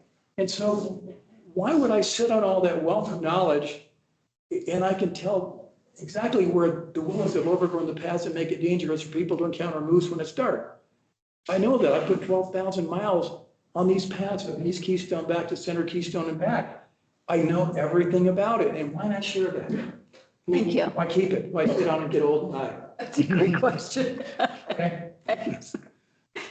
12,000 miles is impressive. That's minimum. That's 3 miles a day. It's more like 5. Don, you have a unique background in real estate here, and you're constantly meeting with people that are coming to town. So what do you think defines the town of Keystone today? And what do you think would better define us in the future that you hope? What defines it today? This is one of those, what you see is what you got exercises. It's not going to be bigger. It's going to be better in 20 years. We're going to have ironed out some of those glitches in terms of road maintenance, turning left, turning right, where do you park, how do you get there, what time of day do you leave, what happens when Loveland Pass is closed, how do you find out if it's really closed or not closed, is a tunnel closed for a fire truck, is the truck on fire burning? There are so many things that we could do better to make the visitor's experience to Keystone better. Part of my answer to the whole question about what do we do better is this having an HOA liaison that can impart news not just to the KNC and have them be part of that panel, but also to the property managers like Summit Mountain Retreats and Summit Cove and the large property managers, because these are the people that handle our guest visits. It's not just a resort. It's the people who have a place, and they enjoy their stay here at Keystone, and we make them feel welcome. We let them know where they are. Our signage program right now doesn't work very well. And right now our traffic problems are only compounded by the signals like at Racer Drive. It's just a disaster waiting to happen again. And so there are issues that we can do better. So 5 years from now, I think the foundation that you guys have laid in terms of having a town and enlisting the Dillon Police Force, enlisting municipal services, putting this together has been, and it will continue to be a job. But I think 20 years from now, it'll be how well we do things, how well we communicate, We can impart the expectations of people who are visiting here for the first time. I think we can do that better. So when you look at what is Keystone, what is the S of Keystone? It's natural amenities like you see nowhere else in the world, first class, world class. And you see recreation added to that, and all the things that recreation, it's a constant tension between natural assets and uses. And what we want to do is educate as fairly as we possibly can, how to use it properly, not abuse it. How do I speak for the moose? How do I speak for the bears? How do I speak for the trout? If I get on this group, I can tell you right now, we're going to look long and hard at Snake River. Because if you go visit the North Fork and you see where that enters the Snake River and you walk upstream to my house and you see how white those rocks are, I had a Berkeley professor, Mike Wood, who's one of the four Wood brothers, lives up at about 4,000, maybe, I forget, maybe 2,000 in Montezuma Road. And he explained to me that it was two different kinds of feldspars fighting with each other within the water stream, creating this white gook. And I had Thomas Davidson tell me that it was a Pennsylvania mine, pure and simple. I don't know what it is, but it is dead. The trout are gone. And somebody keeps stocking with thousands of pounds of trout that literally die off in a couple of weeks. And fishermen come there ardently expecting to catch trout. I'm saying, man, scoop them up with a net, but don't torture them. There's one pond, the first pond I call Pond 1, on the very east end of where Durkam's, I'll keep it simple, Durkam's Dash. That first pond, I used to catch the same fish 5 or 6 times a month. Same fish, 5 or 6 fish, and I put them back, and then I call it off and I come back. But somebody came in with treble hooks and a spinner and caught every one of them and ate them. There hasn't been a single rise in that pond for 5 years. I would like to fix that. I would like to speak for the trout that are not here.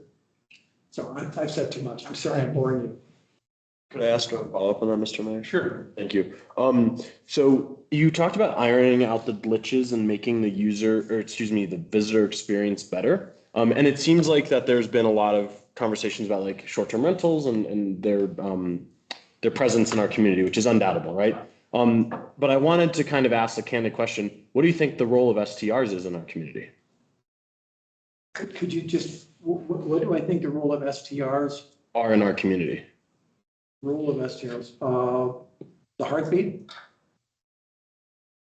I would listen with respect and appreciation for all input. And when I listen to short-term rental owners who can't have their second home without running it smoothly and efficiently, when I look at the employment that it generates for those cleaners, when I look at the opportunities for people to have property here and have it financially balanced, I'm somewhat reverent about that. When I look at our budget and I recognize how much of it comes from short-term rentals, it's not balanced. It's completely unbalanced. And so what it means to me is that let's be very careful how we protect and honor the experiences that these visitors have that makes it worth it to pay for those rentals, regardless how much tax we put on it or what kind of, but short-term rentals are not a burden, they're an opportunity. Perfect. Thank you. Councilmember Parmet.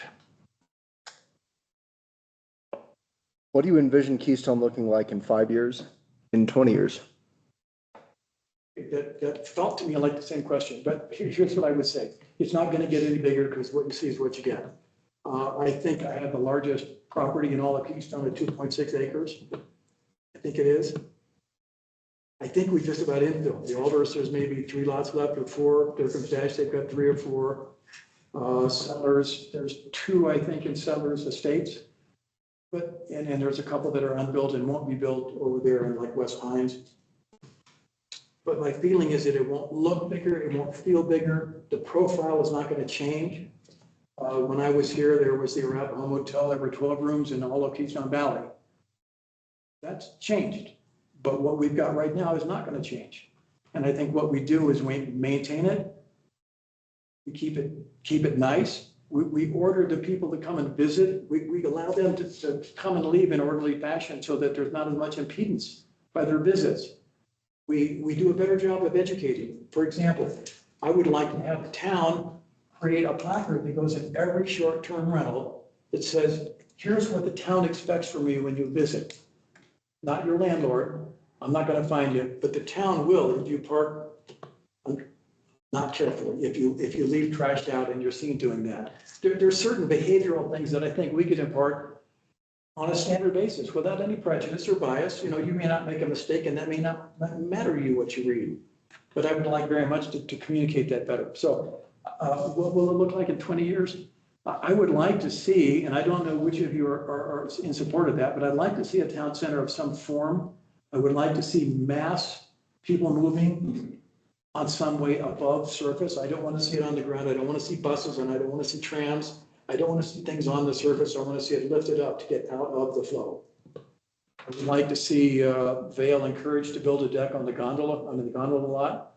I'd like to see that happen. We watched it happen at Vail. It didn't hurt anybody. Those are the things that I think could happen in 20 years. I don't think I'll be here to see it, but that's what I think will happen. But I would love to see, I would love to see the wildlife protected. I would like to see the critters that are here now still be here.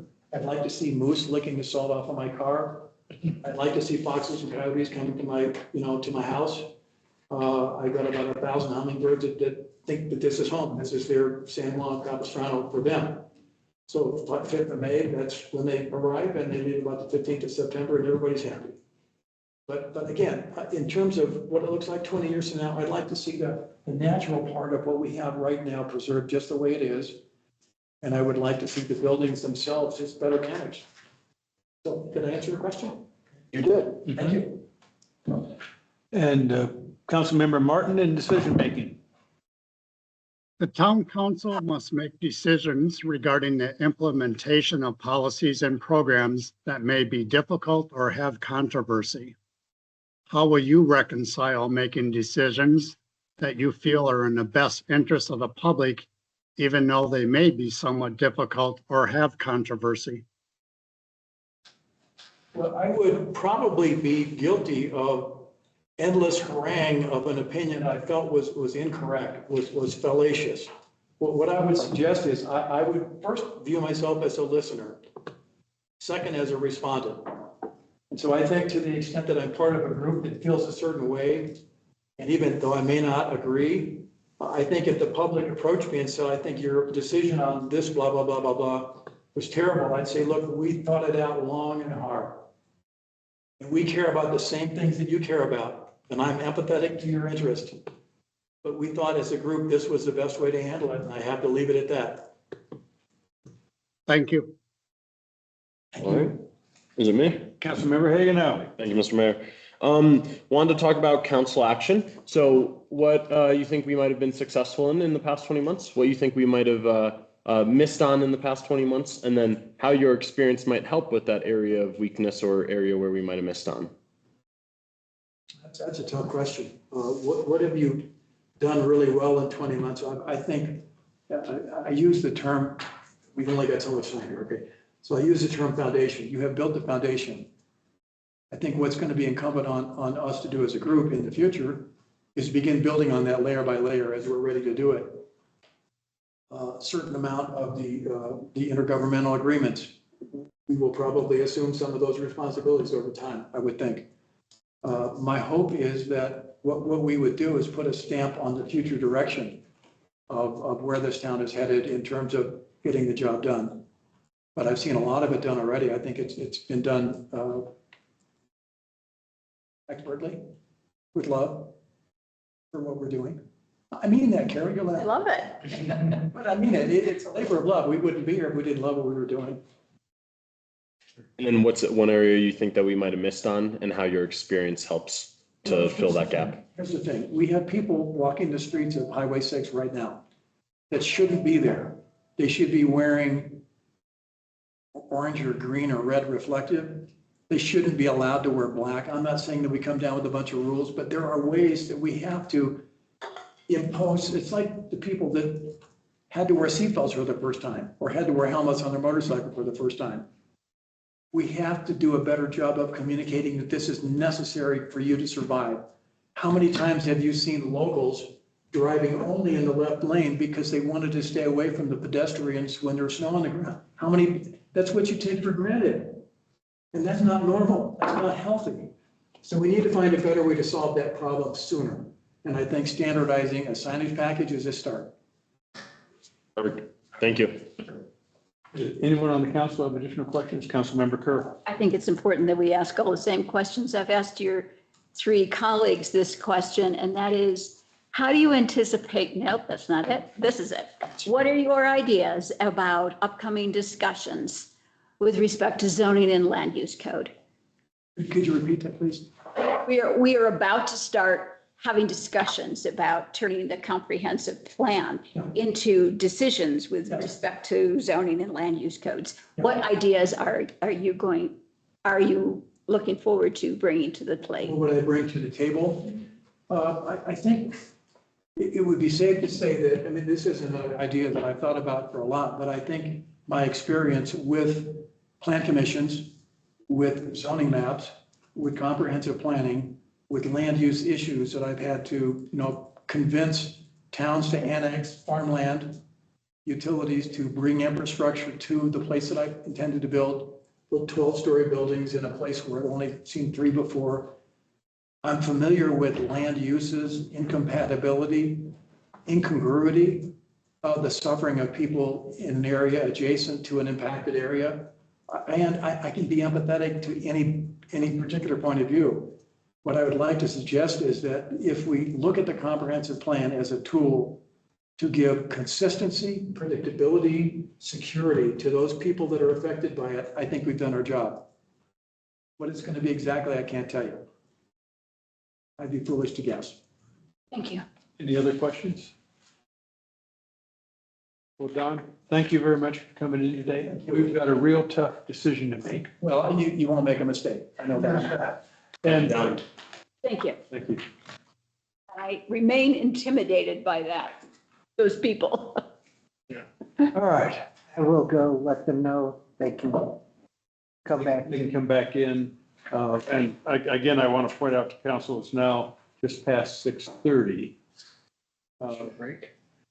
How about taking a short break, coming on back? I would propose that we continue with this process until we make a decision and then break for dinner. Yeah. All right, so if you'd like to take a 5-minute bio break. Before we break, just to make sure we don't miss our opportunity, Jennifer, do we want to discuss procedure for voting? Yeah, that's true. I mean, we'll have time when we. Well, I'll be going through what the procedure is. I've got a script. All right. If you have questions about procedure, fire away. Does it require an absolute majority to pick someone? Because we're 6. Okay. Yes, yes. What is our tie-breaking procedure if or elimination procedure if a majority is not achieved? Well, you have a tie and then, let's see. Or you could have not a tie and still no majority. Well, so it's a nomination. That's how it'll work. Right, let's say we nominated 4 people and 3 of them each got 2 votes. What happens? Then Or you go let's- back and you have to revote. Or let's say 2 of them got 2 and 2 of them got 1. Let me see. Like, is there any process of elimination? Does it one? There is. Yes, Can you explain that, please? I will.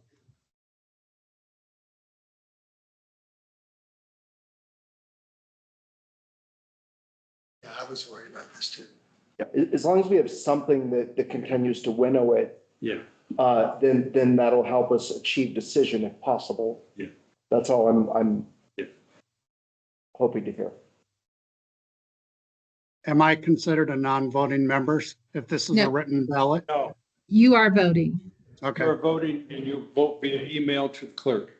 okay. So you will nominate. The nominations will Yeah. be first. And then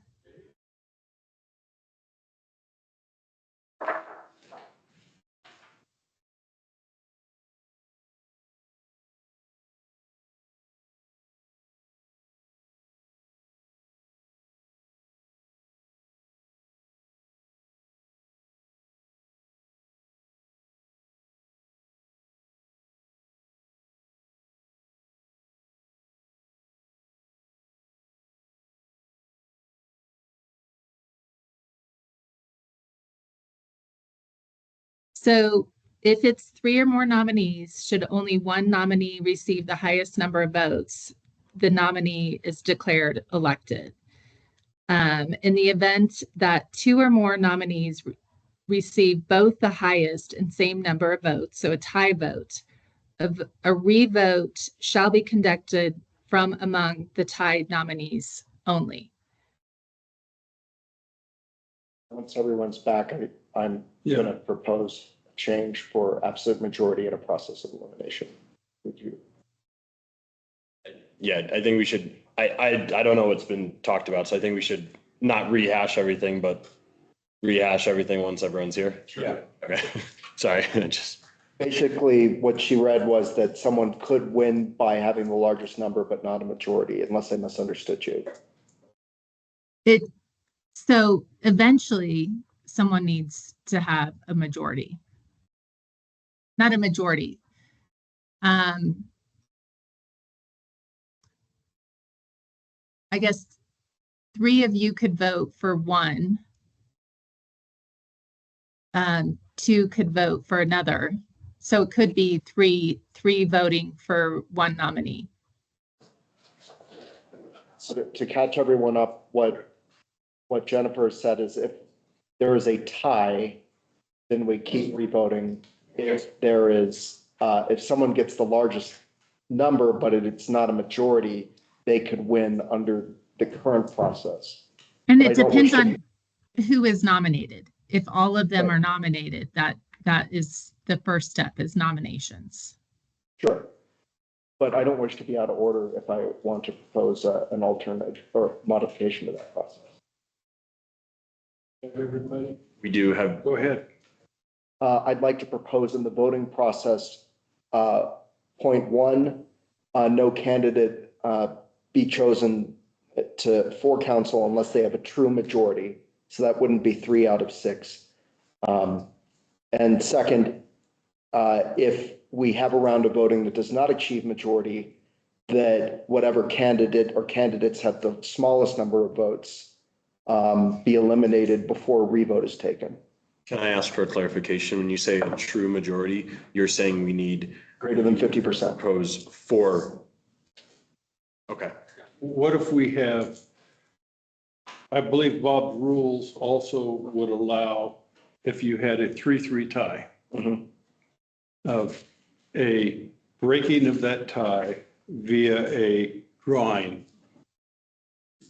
Oh. I think you are correct. I don't love that though. Understand? Is that? But you're asking that we should solve that. Yeah, we need to solve the Yeah. 3-3. Mr. Mayor, is that if there is a 3-3 tie, it's immediately to a drawing, or do we revote to see if anyone? You could revote, you would revote, and I would propose that we would revote if we still had a stalemate, then we're down to a drawing. I would support that too. I'm not sure if anyone else has a differing opinion. I would agree that one revote and then a drawing. Yeah. Okay. I agree. Yeah, the optimum would be a majority. Agreed.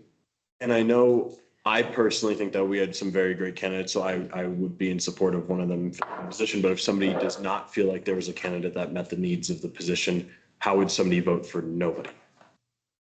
Is a question. How is somebody what? Vote for nobody. Don't nominate anyone, don't vote for anyone, and then see whether a majority is truly reached without your vote. Right. Okay. Do I need to make a motion, Mr. Mayor? I don't think you need to make a motion. Okay. I think we'll follow the procedure, as long as I have a thumbs up from all the council members. Just to recap, 4 and 3-3 tie goes to one revote, then a drawing. Right. And if there's a 3-2-1, the one would drop out, we revote. I would propose if it's a 3-2-1, you do a revote. If it's still a 3-2-1, the bottom one drops out. Why would we do a revote on that? Why? Just because other council members may change their mind. So if the first vote, somebody gets 4 right off the bat, that's the We're person. Perfect. We're done. Is that okay? Sure. I'm okay with the revote. I mean, We're- then they'll drop out if it's. They drop out if it's still 3-2-1. 3-2-1. So we're revoting on everything really Yeah. once. Okay. Right. before we make it. And then whoever's in last or whomever. Is in last, yeah. Okay. All right. I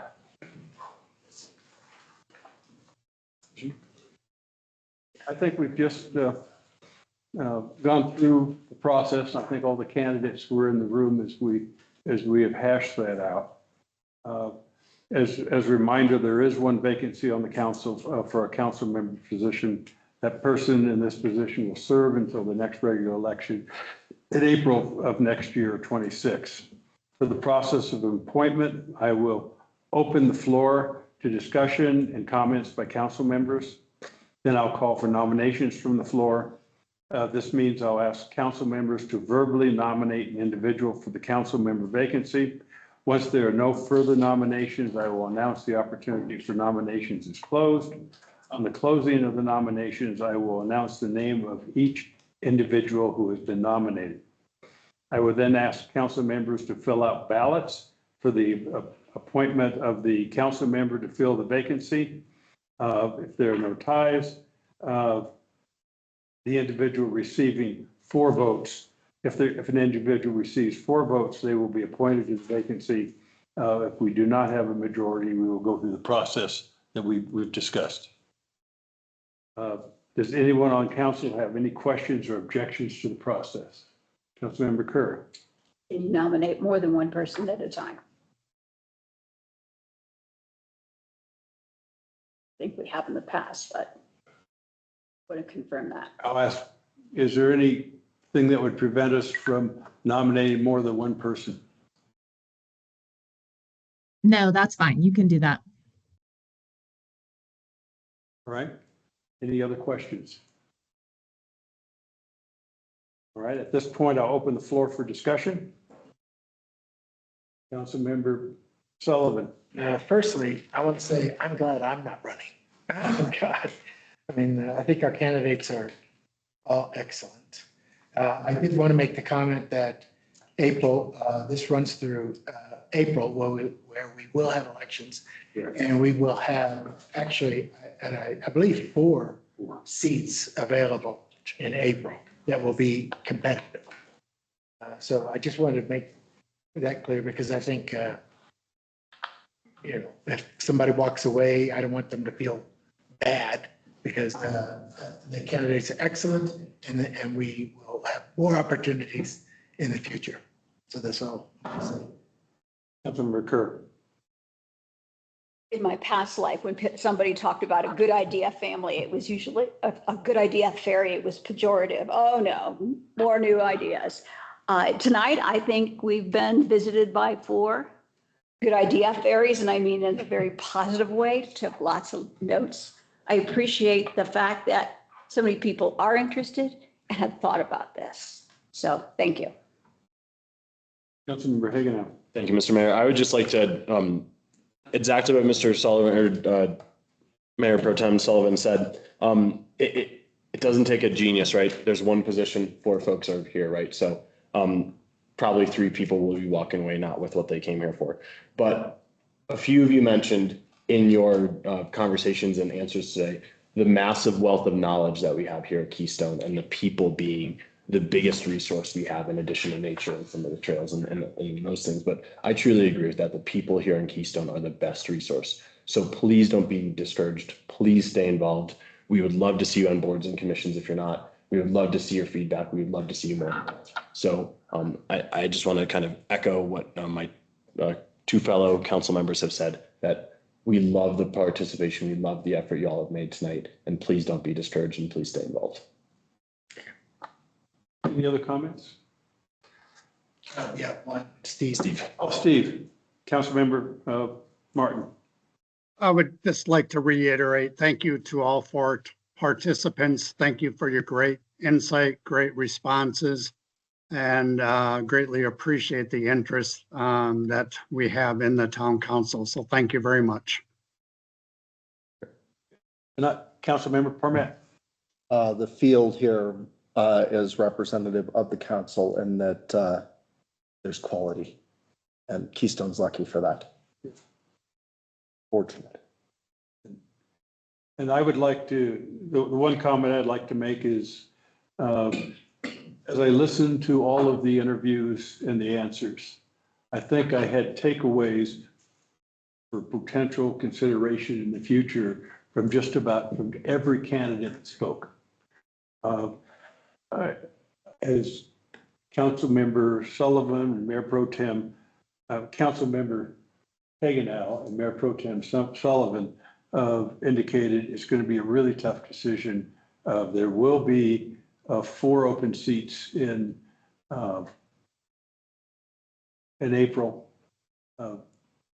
Unfortunately, only one council member can be selected. And I encourage you all to remain engaged in this community. A lot of questions we ask about where are we going and how do we get the community more engaged? Listening is critical for this council. And I think all of you touched on that, but getting engaged, getting your voice heard, getting your neighborhood's voices heard is extremely important for the council. So again, as we go through this process, I'd like to thank you all for stepping up and volunteering. And I have no idea what the answer is going to be at this point. It's going to be very, very tough. So again, thank you. And with that, is there any other discussion for council?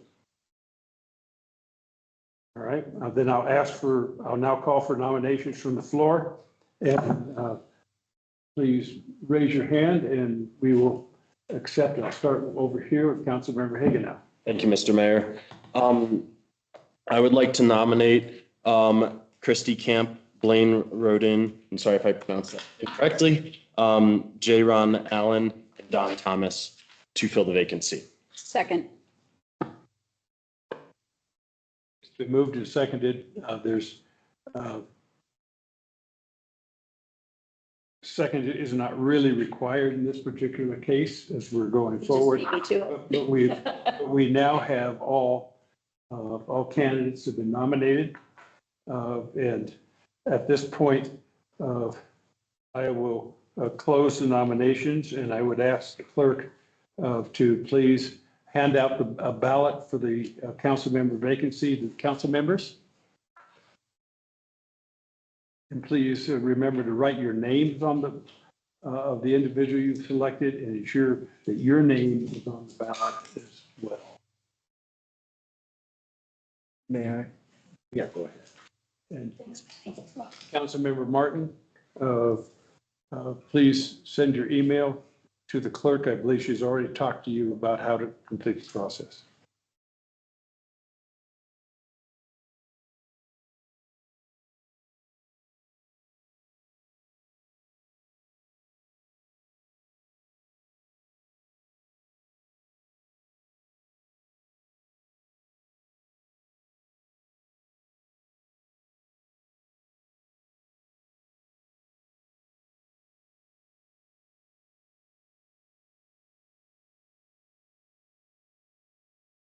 Will the clerk please collect the ballots?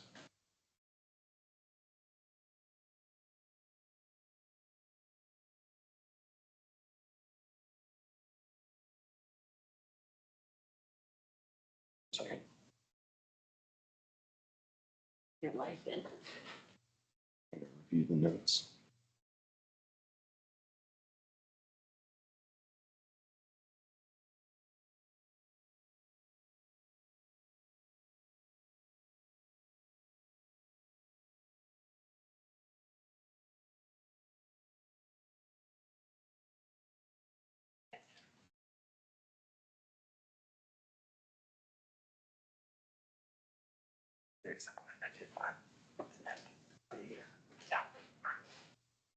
You always phrase it so perfectly. Like, it's the mail. All right, there are 2 votes for Christy Camp, 2 votes for Ron Allen, 1 vote for Blaine Roden, and 1 vote for Don Thomas. Okay. Then I think we're in a position of a revote. One revote before we eliminate candidates. So if you could please hand out the ballots. Point of question, we talked about 3-2-1, but we didn't talk about 2-2-1-1. What is the procedure there? Do the bottom two get eliminated? I would propose that the bottom one gets, if they're not tied, if bottom one gets candidate, we revote. But as I just understood it, we have a tie for the bottom. I would think that the bottom, anyone in the bottom number of votes, Votes. that could be more than one person. Could be more than. Okay.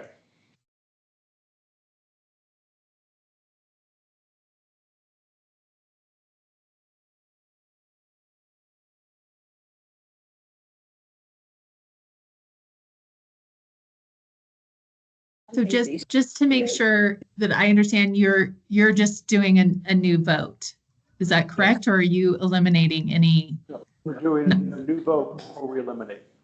Okay, that's what I understood.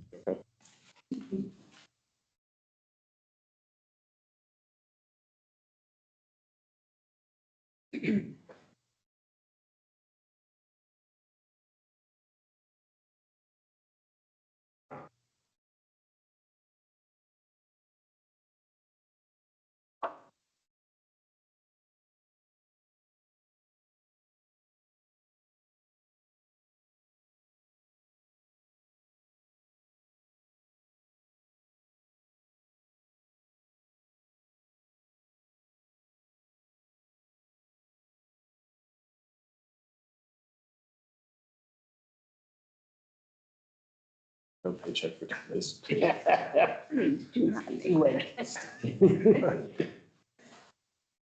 Having been processed.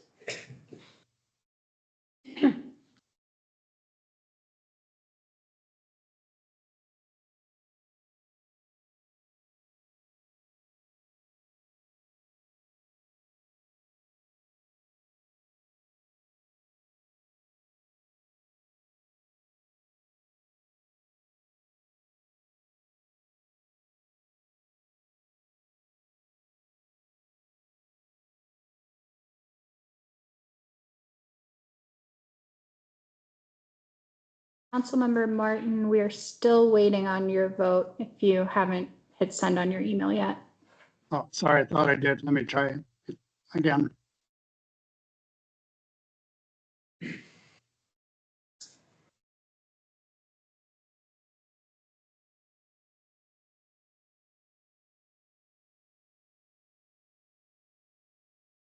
Hopefully that went through. Yes.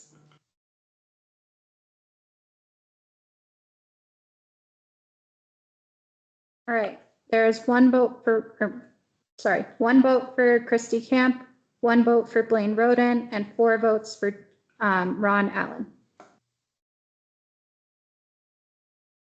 All right. Since we have a majority voting for Ron Allen, the following, Ron Allen is appointed to the vacancy of the council.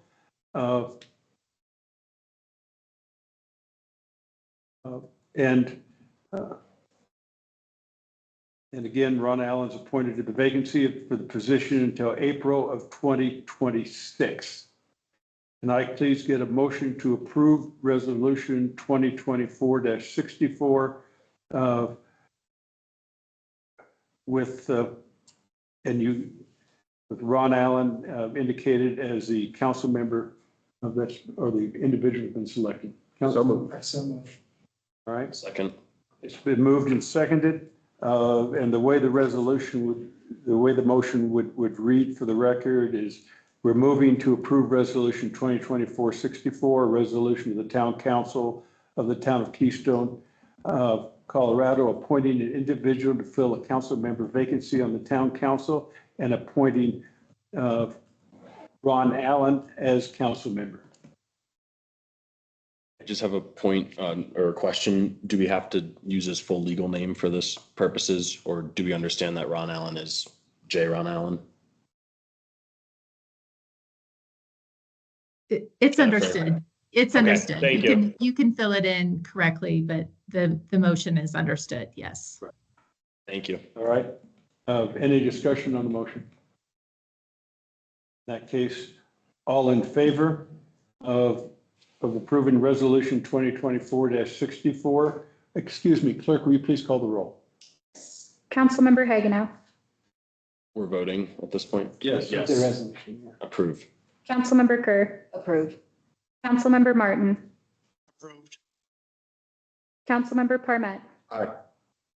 Councilmember Sullivan, Approved. Mayor Riley. Approve. There are 6 votes to approve. And Should we clap?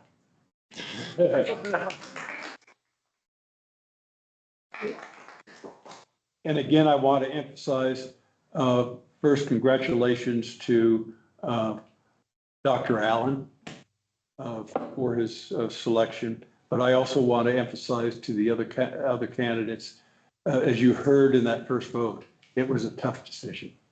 I don't think we've done this a couple of times now, and I don't think I've ever had all of the candidates getting a vote first time around. And so it was a very difficult decision for us. So again, thank you all for applying. And at this point, I'm going to recommend that we take can we eat dinner in 20 minutes? Yeah. Yeah. Yeah. A 20-minute break for dinner, recess for 20 minutes and come back at 7:15.